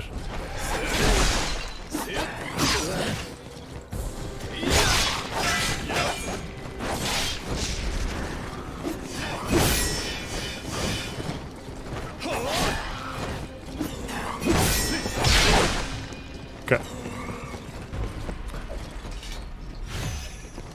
Aber schaut, Akani ist ein richtig geiles Pokémon. Vor allem in der ersten Gen. Ziemlich schnell, ziemlich bulky. Hätte man schon arbeiten können damit. So war's nicht. So, lass uns mal schauen. Da hinten ist eine Flagge, das heißt, wir müssen sowieso einmal rum. Und garantiert, dass unterhalb auch noch irgendwo eine steckt. Die da oben haben wir geholt, das passt.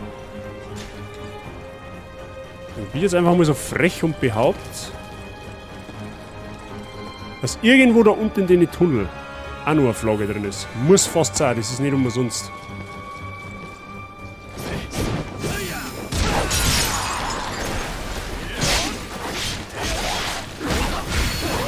Alter, das ist ganz schön bulky. Au! Au! Alter, was ist denn mit der? Alter, bist du dumm im Schädel oder was?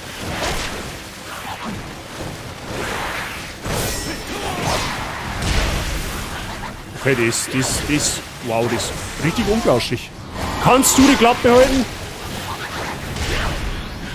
Alter, wie oft hat man die jetzt gebrochen?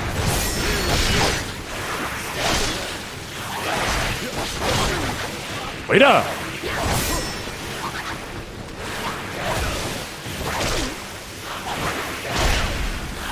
Alter, was ist mit dem Viech?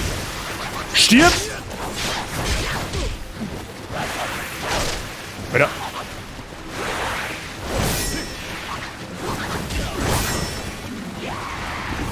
Alter, bist du auf Drogen oder was? Alter, du scheiß Mistviech, Mann!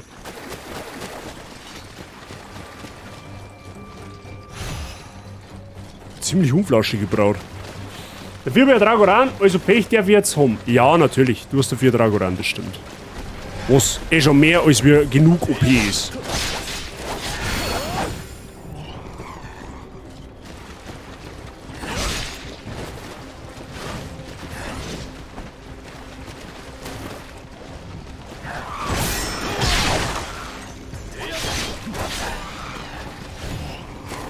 So, schauen wir mal. Hat er mir da hinten ist auch noch ein Gang gewesen, oder? Na, okay. Ah, da ist noch einer. Haha, hab ich doch gesagt, dass du noch eine Flagge drin sein musst. Okay, nice.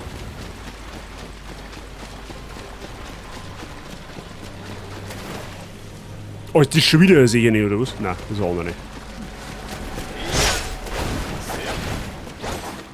Ach, das ist ein... Ach, die haben farblich...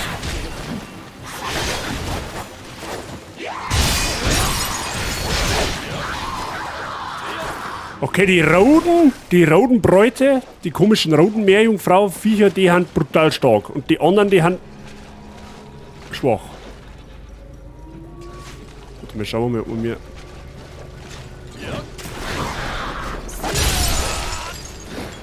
Du stirbst, bevor du irgendwas machen kannst.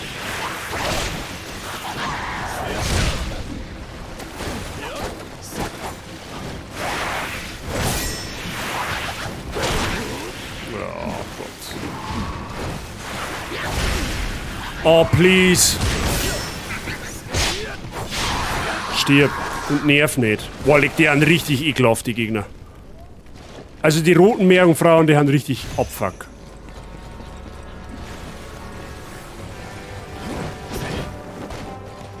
Gehen wir mit da rein. Aha, da ist auch noch eine Flagge. Sechst du es da?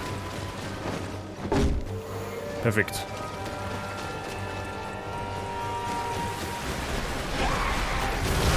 Oh, los, meh.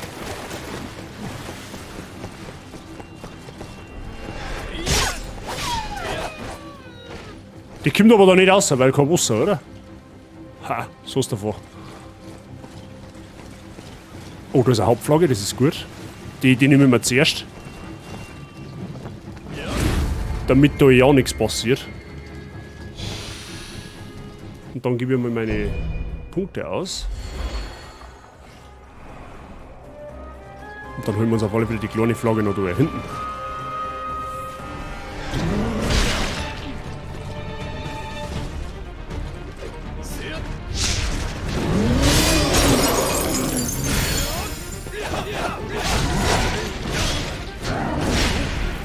Perfekt.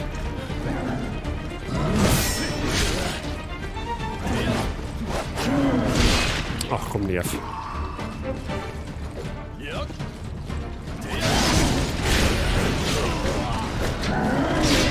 Alter, du nervst ganz schön, was du das? Dass du einfach stirbst? Danke. Okay, 7 von 8, geht es nur noch eine kleine ab. Perfekt.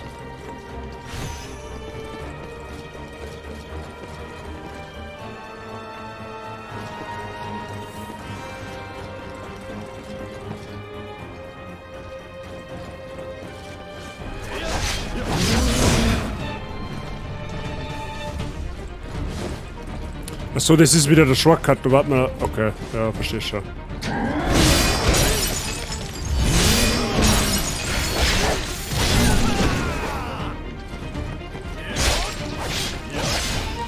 Ja, nice. Der war clean. Schuhwerk des Assassinen. Oho.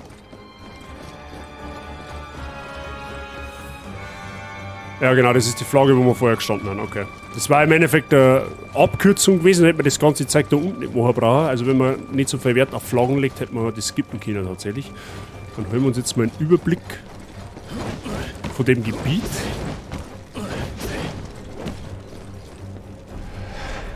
Aha.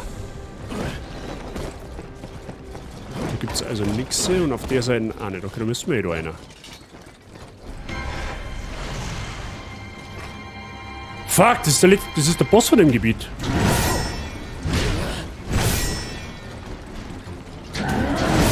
Okay, die haben zu zweit. Nice.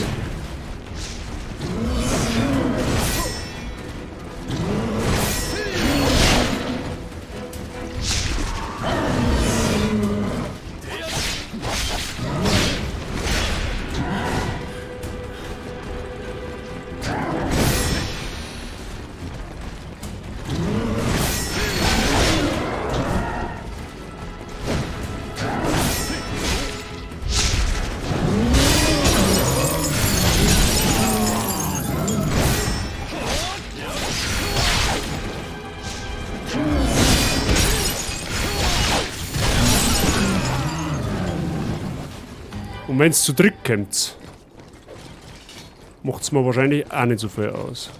Ja, blöd, jetzt habe ich die letzte Flagge nicht mehr gefunden, weil ich nicht gedacht habe, dass du... Ah, warte mal, die Mission geht noch weiter. Die Mission geht noch weiter. Ach, indem ich das Ding da nehme? Das ist gut, weil dann kann ich die letzte Flagge noch hin. Nice. Die Frage ist, wo ist die letzte Flagge? Können wir überhaupt noch wieder aussehen? Achso, ich komme da nicht einmal mehr aussehen. Ja, blöd. Dann kann ich die letzte Flagge doch nicht holen. Setsch. Setsch. Okay. Dann halt nicht. Kaiserliches Siegel.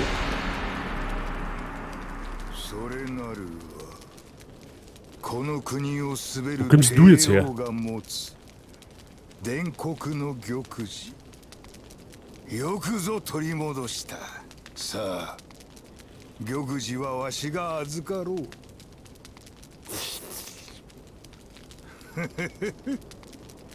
これで祝願にまた一歩。Das wird der Boss, oder? Okay, oder auch nicht. Jetzt ist ja doch gut, der will uns noch ans Leder. Zuerst hat man, der will uns noch ans Leder.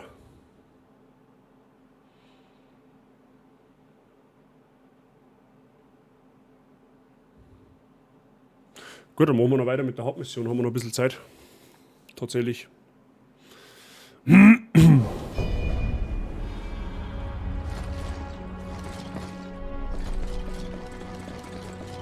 Musik von dem Hut ändert sich auch ständig. Yeah, this is big brain time. Aha, Sei mag sich schulen, okay. Können wir gleich machen. Kann eigentlich die Arme langsam aufwerten, oder?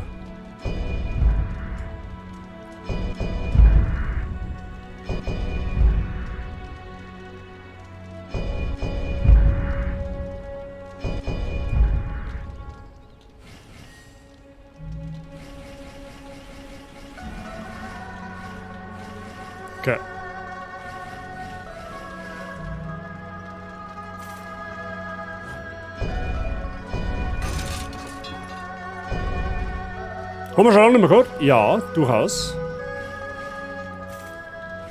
Irgendwelche 4-Sternwaffen. Das ist da mal außer. Das ist da mal außer.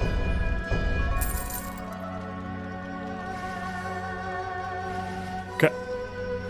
Dann schauen wir mal. Habe ich am Start.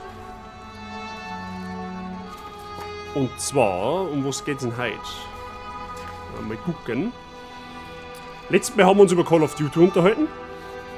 Und heute geht's um Silent Hill Shattered Memories. Ich weiß nicht, ob das wer gespielt hat. Ich nicht. Ich kenne zwar Silent Hill als Film, aber als Spiel tatsächlich nicht wirklich.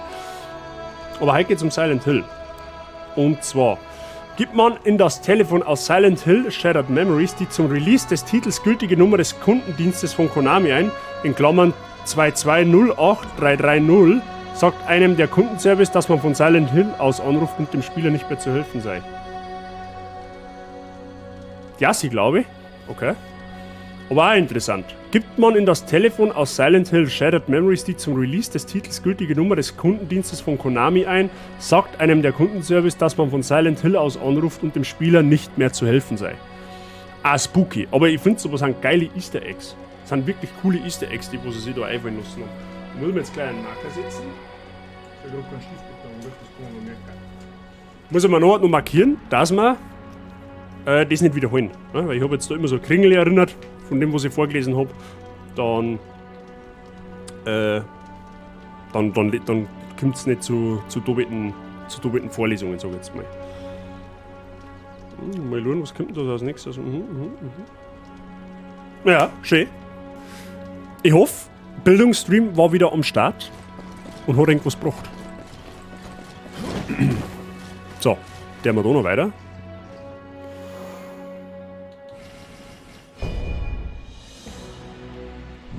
Und zwar. Das haben wir, oder? Sonst haben wir es. Yes. Okay, Dunkelheit über den Handschuh, bla bla bla. Über den Handschuh. Dunkelheit über den Handschuh. Sehr gut.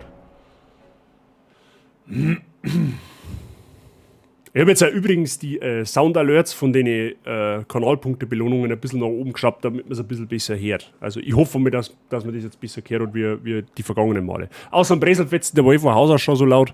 Aber die kleinen Sachen, so wie unnützes Gaming-Wissen, ASMR-Einschenken und so weiter und so fort, da habe ich ein bisschen was nach oben draht. Gut.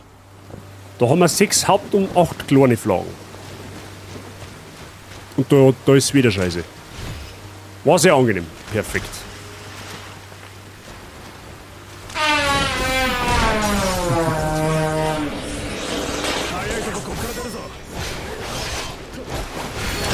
Auf das Easter Egg kann er direkt am Durchfall gekriegt sein.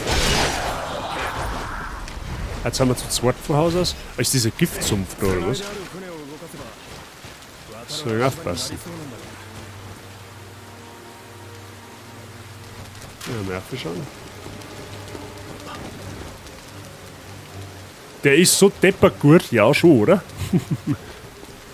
Ich mach mir ja ab und zu mal Gedanken. Oh, was ist das?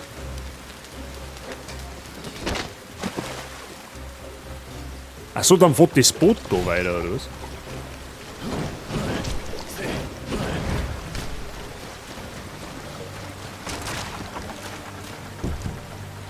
Achso, und dafür können wir dann da... Ah, deswegen können wir dann da um.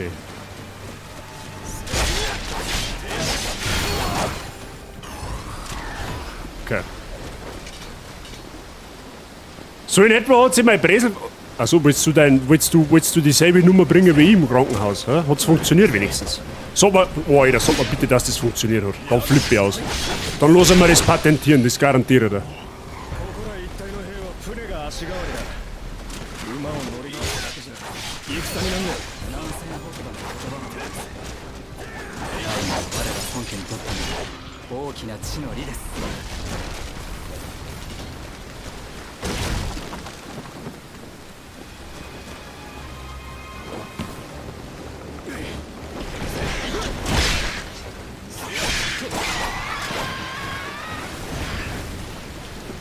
Ich hab schmunzeln müssen, die Schlacht, wo es ging und nicht hat man ja gut, ja, nein, eben. Das hat mich, ich hab mir auch nichts anderes gedacht. Der Mai ist halt dann aufgekommen und aufgehört zum Schnarchen. Mich jetzt voll vor lauter Loch im Bett zerrissen, aber who cares? Der nimmt auf mich keine Rücksicht. Da kenn ich nix. Bier eiskalt. Aber es ist auch selten, dass sich eine Frau outet, dass sie gefurzt hat. Ne? Legit, ich hab noch nie eine Frau furzen gehört. Ohne Scheiß. Und ich glaube, ich glaube, ich müsste mich Kugeln verlochen, wenn ich es hören darf. Also wenn ich mir jetzt Birgit mit so einem Breselfetzen vorstelle,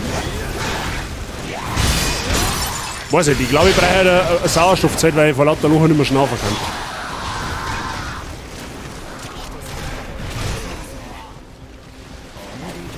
Oh hi, was bist denn du? Bist du ein Kroko, Schnischener Schnappen? Jo, ja.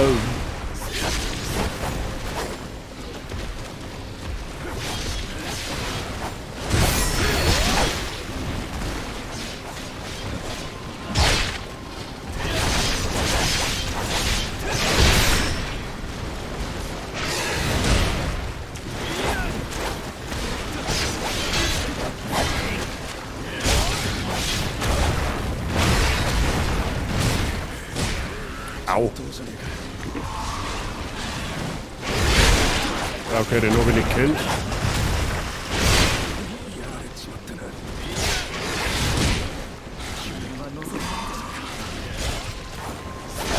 Okay, der holt verdammt viel aus.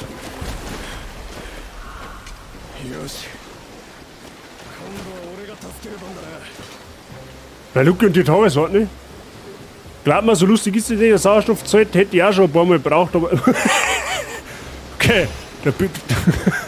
okay, Birgit hat lauter stille Killer.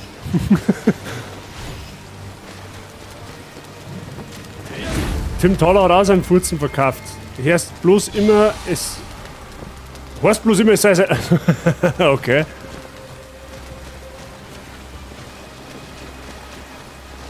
Ja, wenn's gerade still.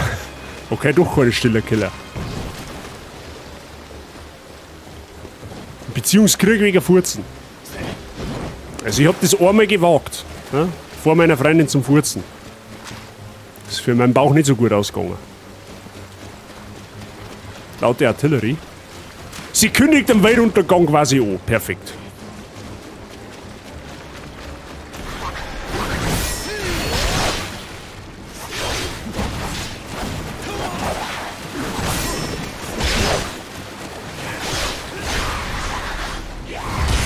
Also nimmt man das ja auf mich im Doktor.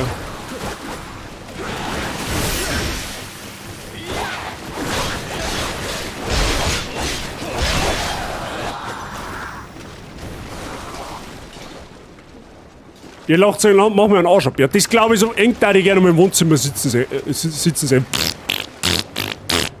So quasi, wenn einer anfängt, hört der andere nicht mehr auf. Das ist wie so ein Tennisspiel, weißt du, wie so ein Rallye. Ja? Nur, dass es keine Tennisbälle nicht zuwerft, sondern Breselfetzen. Ja? Quasi. So, ich würde jetzt vielleicht einmal herausfinden, wie es da weitergeht. Das war jetzt mal eine interessante Info.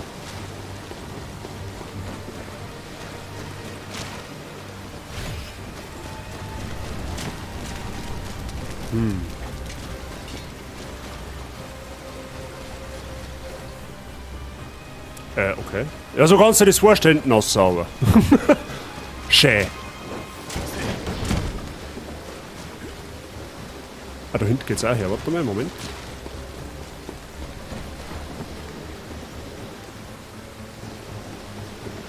Biermittelleute-Verein fragt mich nicht, wie es dort so geht und die Weiber lassen sich. Ja, das habe ich schon gehört, tatsächlich.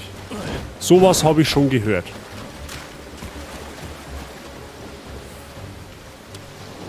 Oder wart sich ja auf, wie sie sich mit um das Loch gleich in den geschlossen hat. Lieber. Nein, das sag ich jetzt nicht.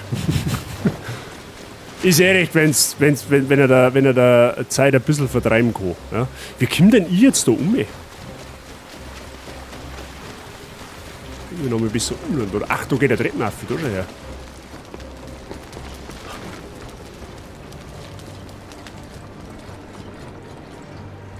Halt putzen. Das heißt doch, Rohr ist gesund. Ja, richtig, vielleicht wächst dann dein Nosen schneller wieder zusammen, so wie es gehört, ne?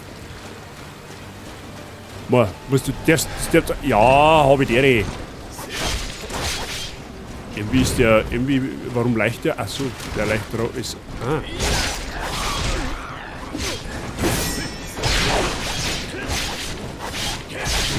Wow, jetzt wird's mir ein wenig zu viel. Du blöde Sau.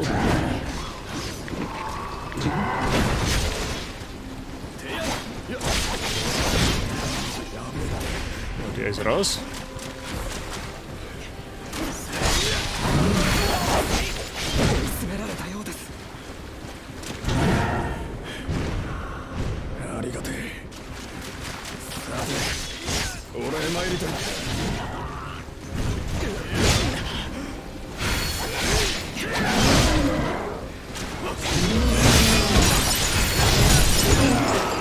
Ja, ist einfach, was habt's denn?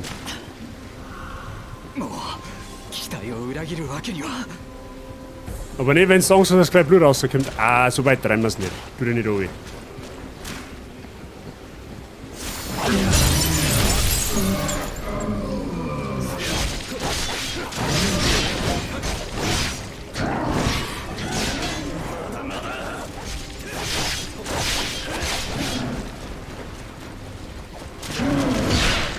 Den krieg ich aber auch nie hin, wenn er den macht.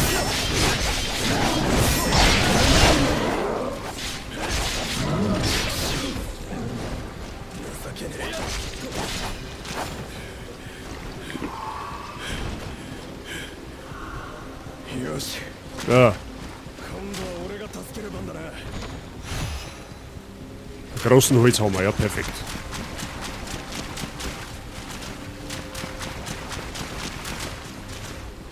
Ah, da geht's noch mehr auf. Ach, er verzaubert da alles. Ein mystischer Kranich. Ja, super.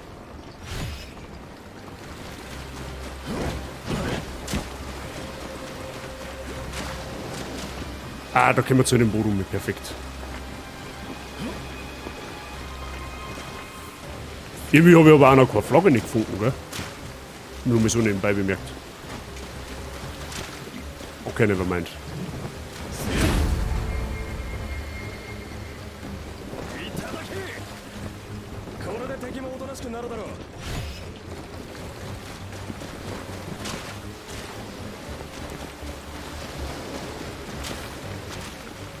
Okay, so wie die Set ist man dann da oben, oder?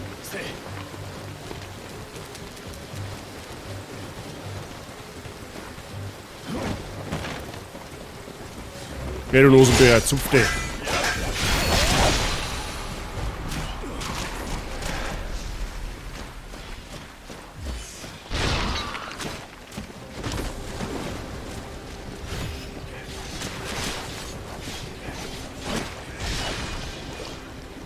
Und der ist auch gedroschen, sehr gut.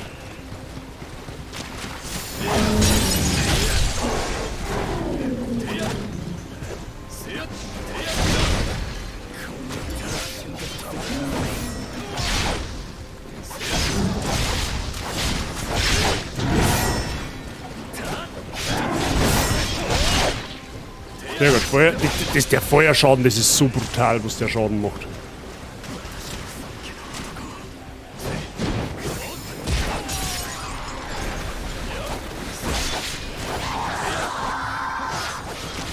Ah, du da End bist du auch wirklich dimmer wie Chainsaw, oder?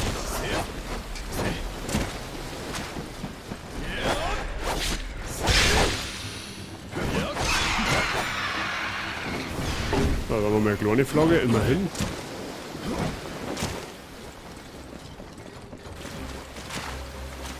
So, von der Rüm haben wir Kämmer.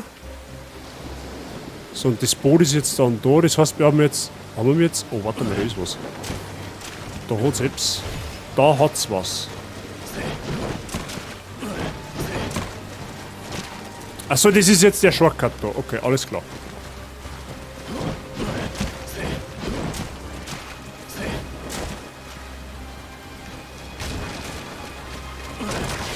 Da haben wir Oberkämmer, perfekt.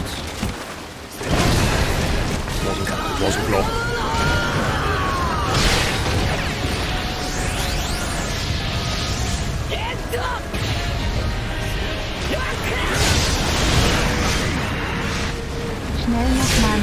rückwärts schreiben, bevor es alle tun.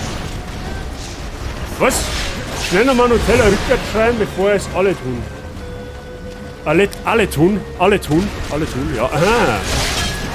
Bitte danke dir für deinen Resub im 16. Monat. Vielen lieben Dank. Weiterhin viel Spaß mit den Mods und willkommen in der Warzig-Gang. Ich hoffe, dir geht's gut. Alles gut bei dir. Sei, kannst du mir einen Shoutout machen?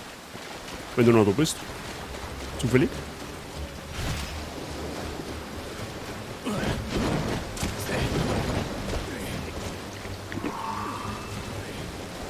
Dankeschön.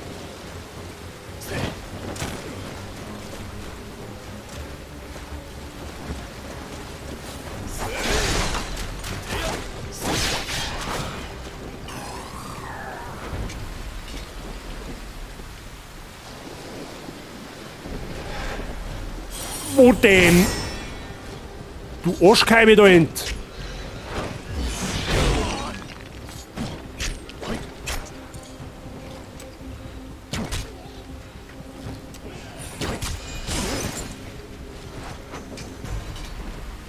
Ja. Ah, nicht für das, Fichteli. Auf keinen Fall. Gerne, gerne, gerne. Wie war dein Tag? Ich hoffe, du bist gut. Gut, sehr fix da mal. Gibt's da jetzt einmal. Geht doch. Los, Meh. Ich hoffe, du hast einen angenehmen Mittwoch gehabt. Warte mal, das schaut so aus, wie wenn da drin was war.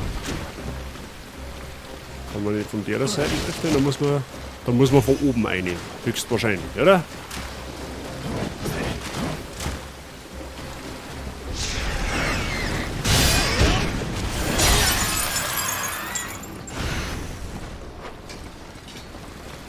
Wait a minute. Den Frieden traue ich noch nicht ganz.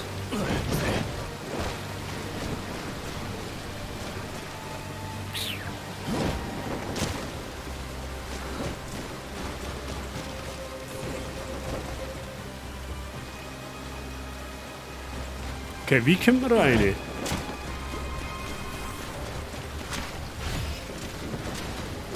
Der Gedanke an Urlaub lässt mich durchhalten. Oh, wann hast du denn Urlaub?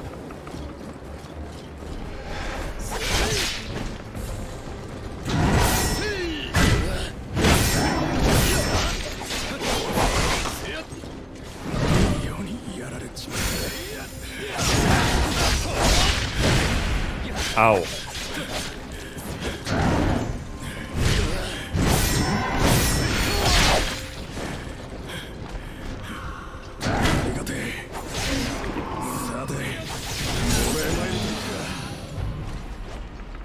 Nur eine Woche, aber besser als nichts. Okay, und ab wann? Ab nächster Woche, oder wie?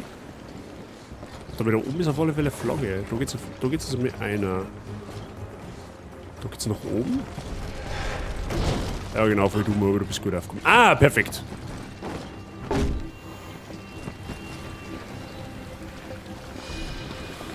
Okay.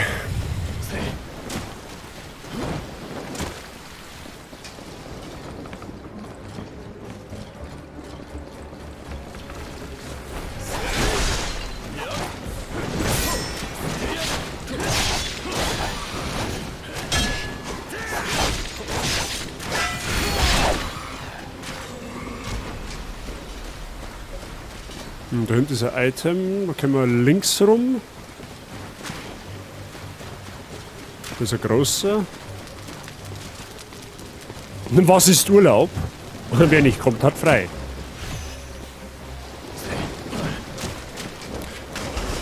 Okay, welcher Minusmensch fängt 2 hat mir jetzt da eiskalt ins Wasser fallen lassen?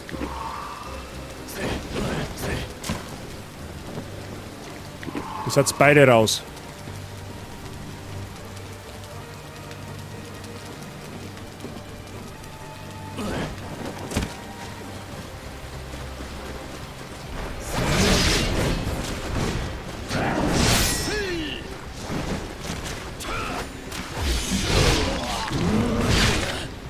Und welcher Minusmensch schießt jetzt schon wieder auf mich? Der da erinnert, den hol's aber jetzt gleich. Ja, war gar nicht.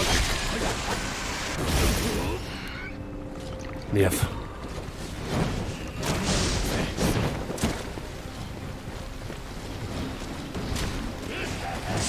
Das findest du cool, dass du von der Fähre rumzaubern kannst, oder? Freigang.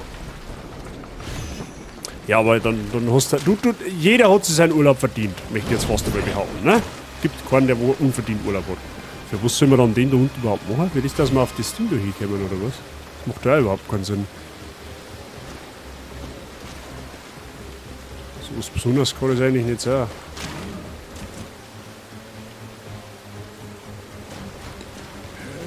Da hinten scheint der Boss zu sein. Oh, hi. Ja, komm, weil es sonst langweilig war.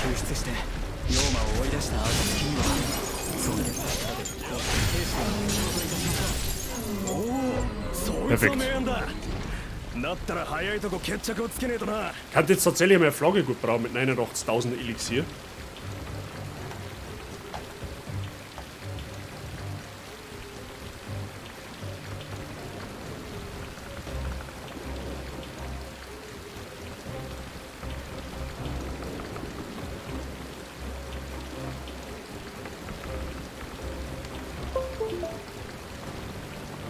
So.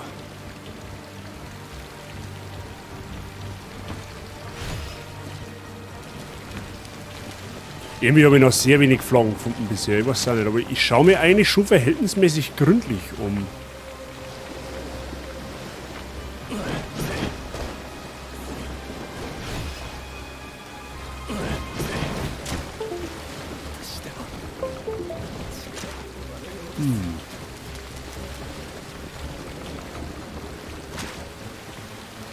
Also da war ja die... Moment einmal, da war ja die Treppen, oder? Hä? Können wir jetzt da nicht mehr zurück, oder was? Also da muss ich über einen anderen Weg zurückgehen, wo ich herkomme, dann quasi, oder was?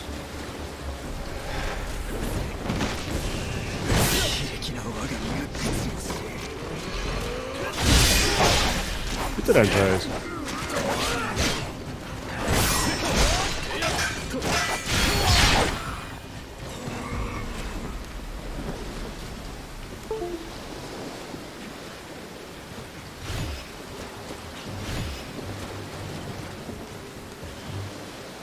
Wo ist denn der andere eigentlich schon? Da ist er.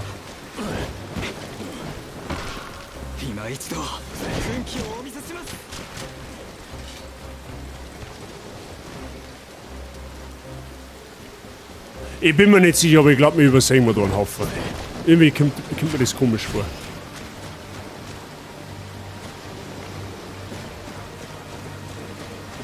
Oder es gibt in den Level 2 Bosse, das kann natürlich auch möglich sein.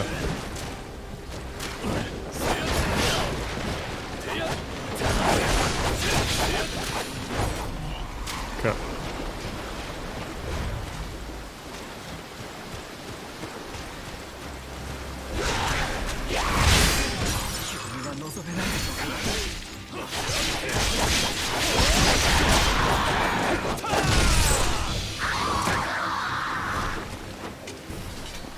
Dann haben wir schon 12 Moral. Das heißt, wenn wir jetzt sterben, fallen wir auf Simme zurück.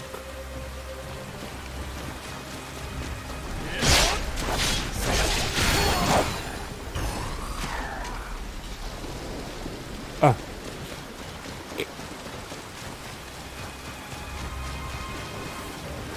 Hobby Diarrhee.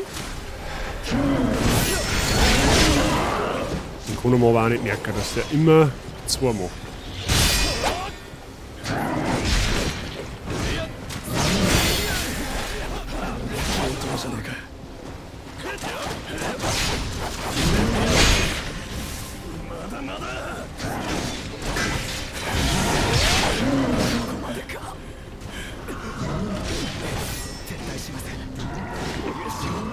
Es lebt ja immer nur dahinter.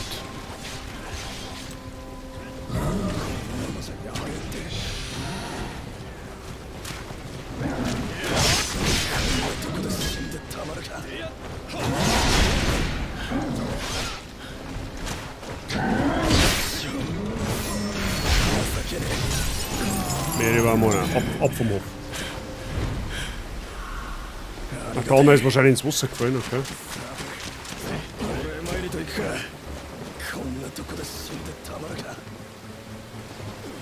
Ah, das ist eine Flagge, immerhin.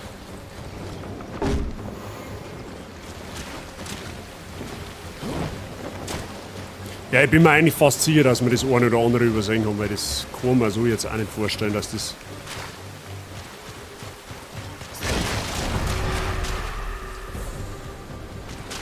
Aha, der Elite-Scharfschütze Huang hat eine Invasion begonnen. Perfekt. Es freut mich, dass der Elite-Zipfel Huang eine Invasion vorbereitet hat.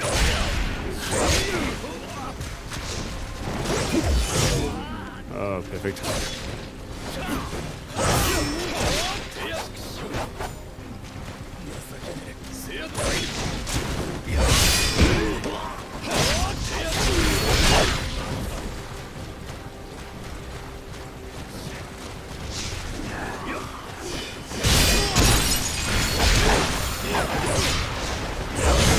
Ja, los mehr. Ich hab keine Heilung mehr. Ah, doch, hab ich schon.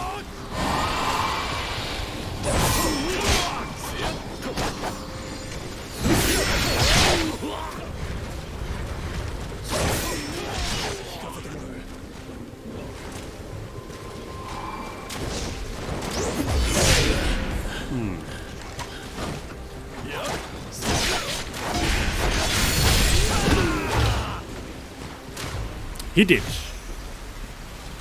Ja, lang nur dauert. Also ist wieder an der auch gestorben, okay. Gut, macht nix.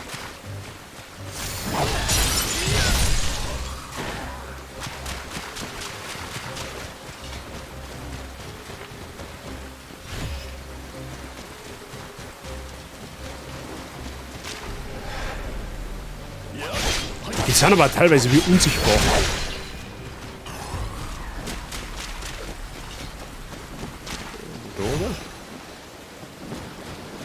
Ja, okay, da oben ist wahrscheinlich, sehr wahrscheinlich der Boss drin.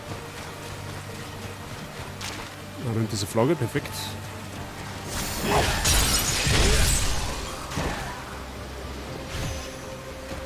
Heilungspulver. Dass der das nicht sagt, wundert mich.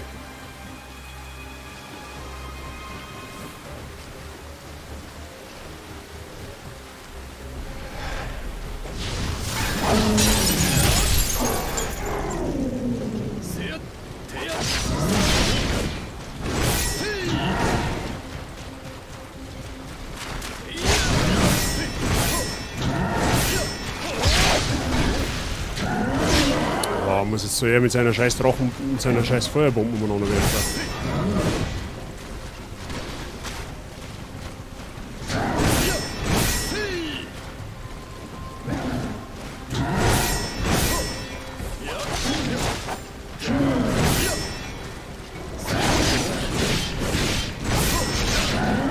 Ja, chill.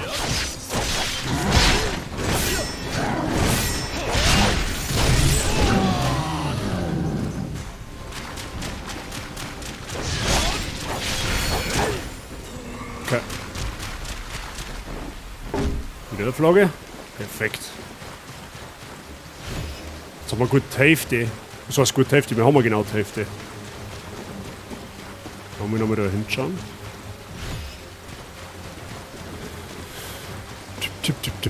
113.000 Elixier. Soll ich jetzt langsam wirklich mal schauen, dass ich das Zeug umbringe. Okay, es geht aber da hinten weiter. Da ist nämlich eine Hauptflagge. Vielleicht auch nochmal da oben schauen. So, richten wir übers Lernen. Price, da wünsche ich dir viel Erfolg dabei. Wir machen eh nicht mehr allzu lang. Und merci fürs Zuschauen.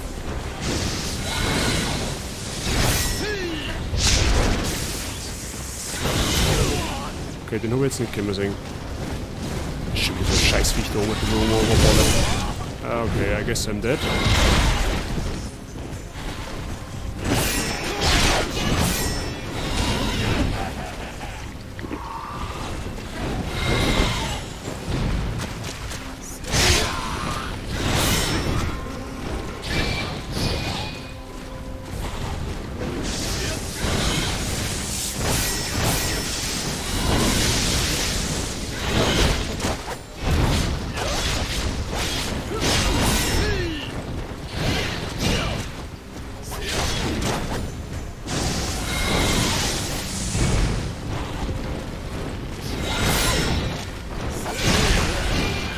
Schaut nicht gut aus.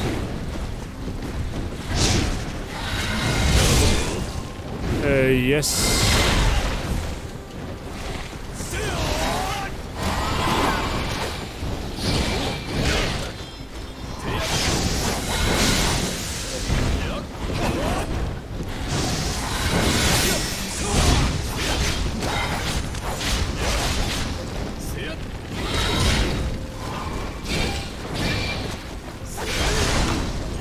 Gut, er brennt zumindest. Au.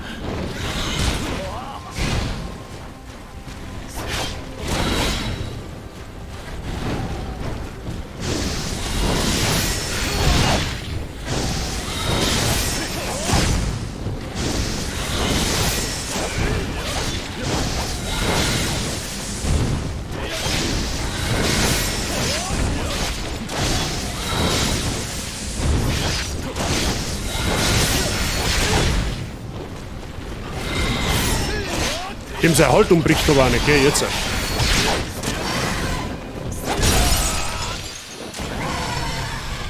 Ein lästiges Mistviech.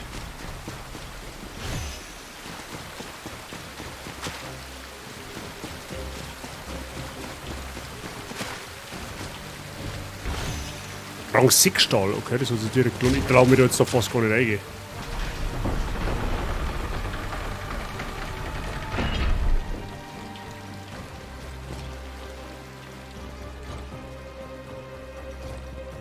Ah, ich würde sagen, hey, wo geht's denn da lang?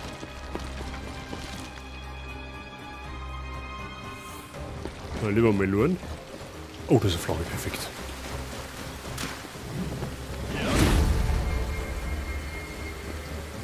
Bevor ich aber druck auch, dahinter ist auch noch eine.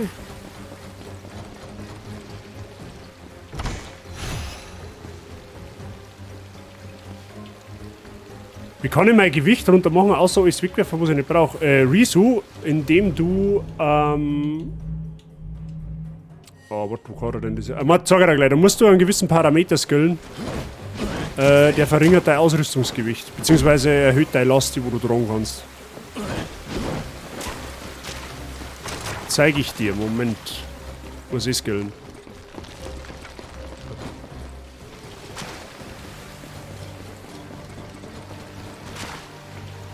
Aircraft ist schon auf 4. Ja, das wird wahrscheinlich nicht reichen.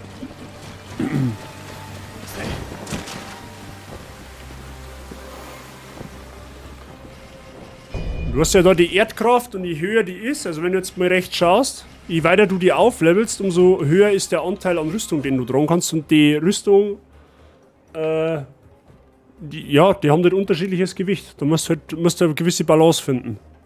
Ich habe aber kein Ki mehr. Ja, farmen, I guess. Nimm da einfach 2 NPCs mit und lauf einfach random durch irgendwelche Gebiete und hau Gegner zusammen. Würde ich jetzt raten.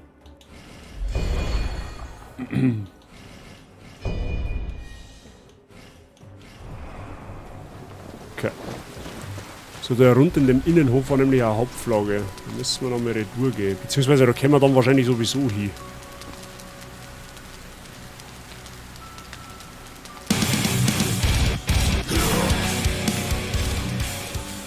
Aber die Erde war ja. Oh.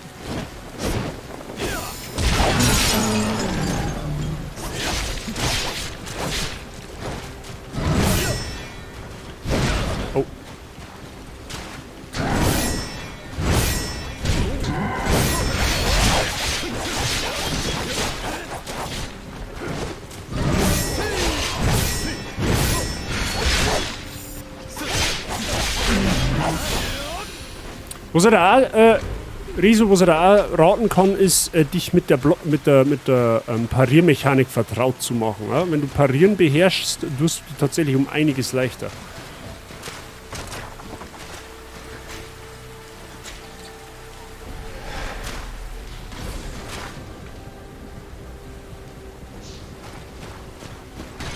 Ja, jetzt warte mal, wir müssen mal schauen, da hat es nämlich definitiv.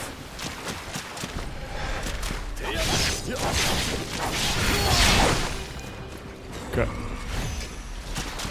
Und 5 Stahl.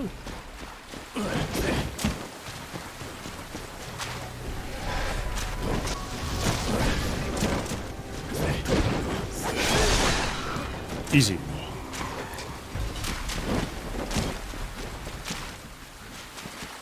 Ah, da ist die Flagge. Okay, perfekt. Die holen wir uns noch schnell eben.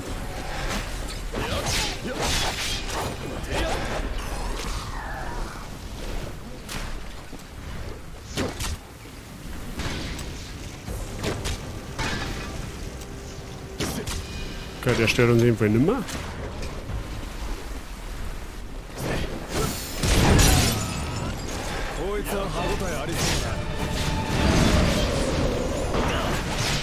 Okay, jetzt irgendein Debuff.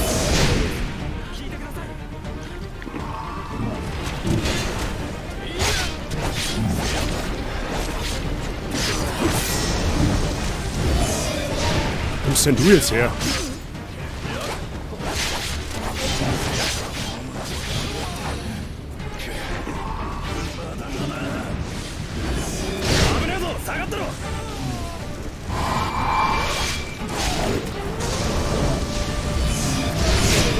Mai, verpiss dich, ja, was machst du denn überhaupt?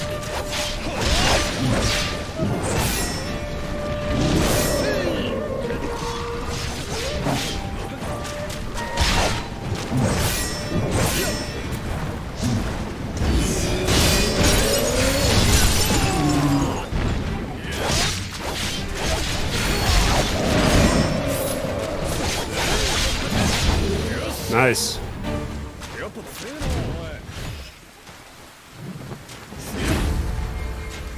Okay, Flagge 5 vor 8.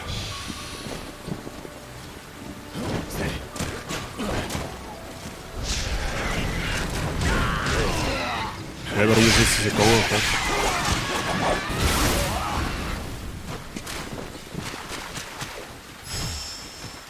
Okay.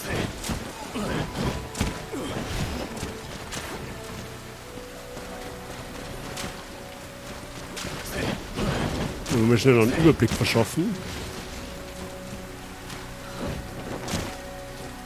Ah, da ist eine Flagge, nice. 6 von 8. Oh.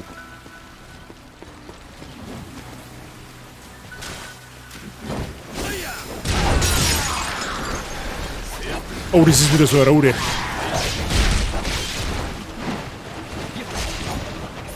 Das ist wieder garstig des Todes.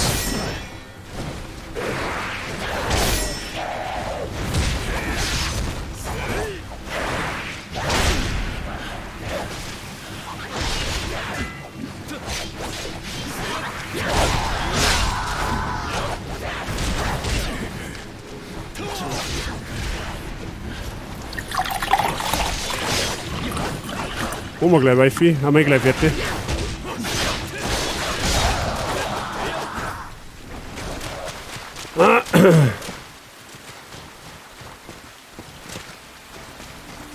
Okay, da haben wir Feuer entlang gekommen, da haben wir obergekommen. Okay, nice.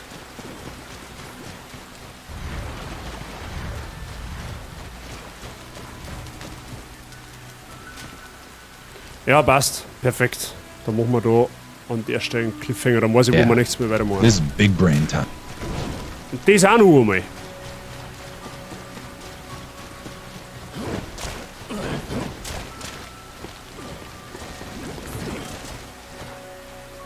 Bildungsstream zum Quadrat, okay.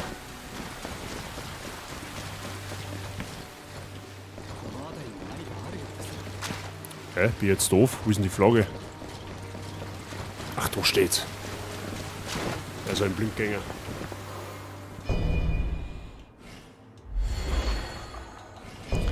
So, müssen wir schauen. Kann ich schon wieder irgendwelche neue Zauber lernen? Das war mal interessant. Flammenwoge.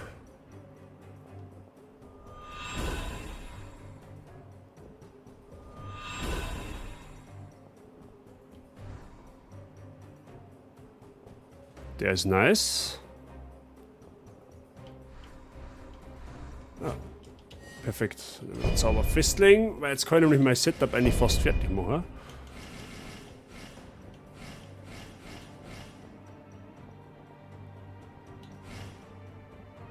Dann haben wir den da. Und da herum nehmen wir. Ja, den kannst du schenken. Flammenwaffe haben wir schon. Schmorkomet. Was haben wir da noch?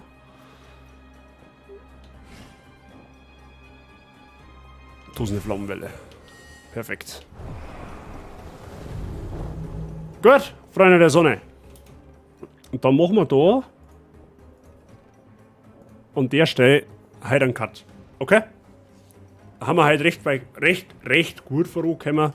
Dann haben wir jetzt mitten in dem Level quasi noch das eine oder andere Flecklein zum Holen und können wir dann beim nächsten Mal im Endeffekt straight mit dem Boss anfangen. Fast. Ja? Nicht ganz, aber hübsch.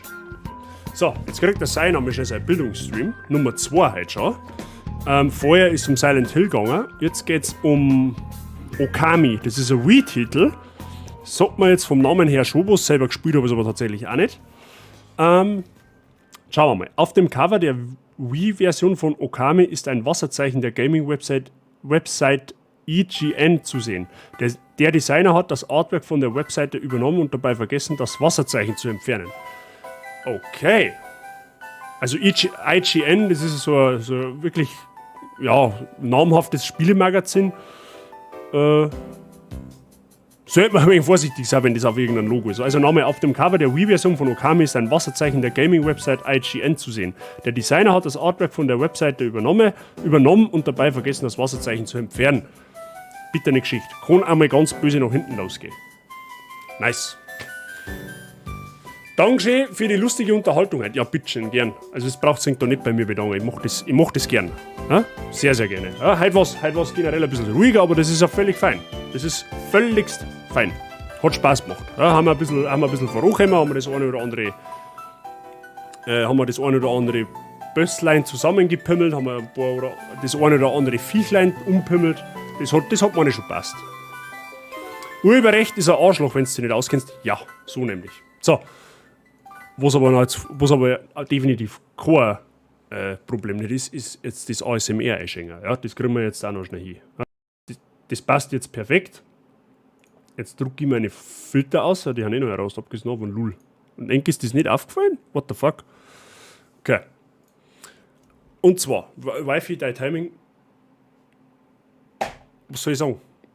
Immer on point. Immer on point. Frische Flaschen.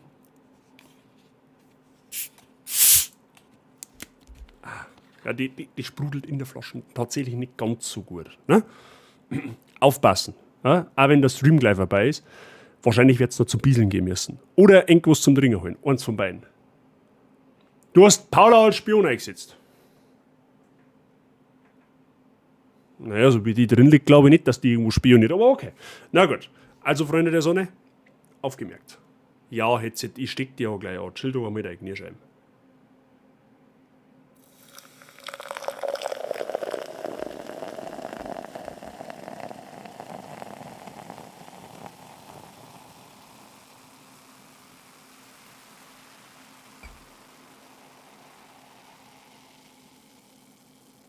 Mal extra langsam eingeschenkt heute. An guten Spion merkt man das nicht. Oh, gut, da hast du jetzt auch wieder recht. Paula, my eyes are watching you. Okay? Der Mats putzt zuerst einmal auf den Schrecki. Ja, sehr gut. Recht hat er. So. Bazigang.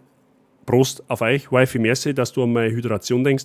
Danke fürs Dosen. Schön, dass du wieder dabei gewesen hast. Oder immer noch dabei hat, sagen wir es so. Weil noch bin ich ja da. Und ja, auf euch. Einen schönen Mittwochabend, denk.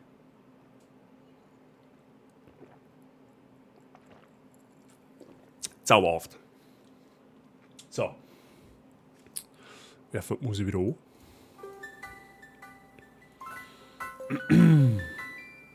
Eins, zwei. So. Gut, Freunde, jetzt schauen wir noch ganz geschwind, wer gerade live ist. Ich habe vorher gesehen, mein Handy ist eskaliert mit Twitch-Benachrichtigungen. Oh, ich glaube, heute raten wir mal einen Rappi. Den haben wir noch nie geratet. Der ist Mod bei der Sabi, hätte ich schon was gesagt. Wobei bei der Sabi-Mod, das weiß ich nicht, aber bei der ersten ist er Mod. Er ist auch hier und da mal da. Das tat sich oben gespielt, nämlich, jetzt macht der Just Chatting, er hat aber vorher wo lang gespielt, da habe ich nicht reingeschaut, weil Spoiler und so. Der Radiant geht's hin. Ist ein ganz sympathischer, gerne mal ein Following da lassen bei ihm, wenn ihr es noch nicht da habt. Der hat es auch auf jeden Fall verdient. Genau.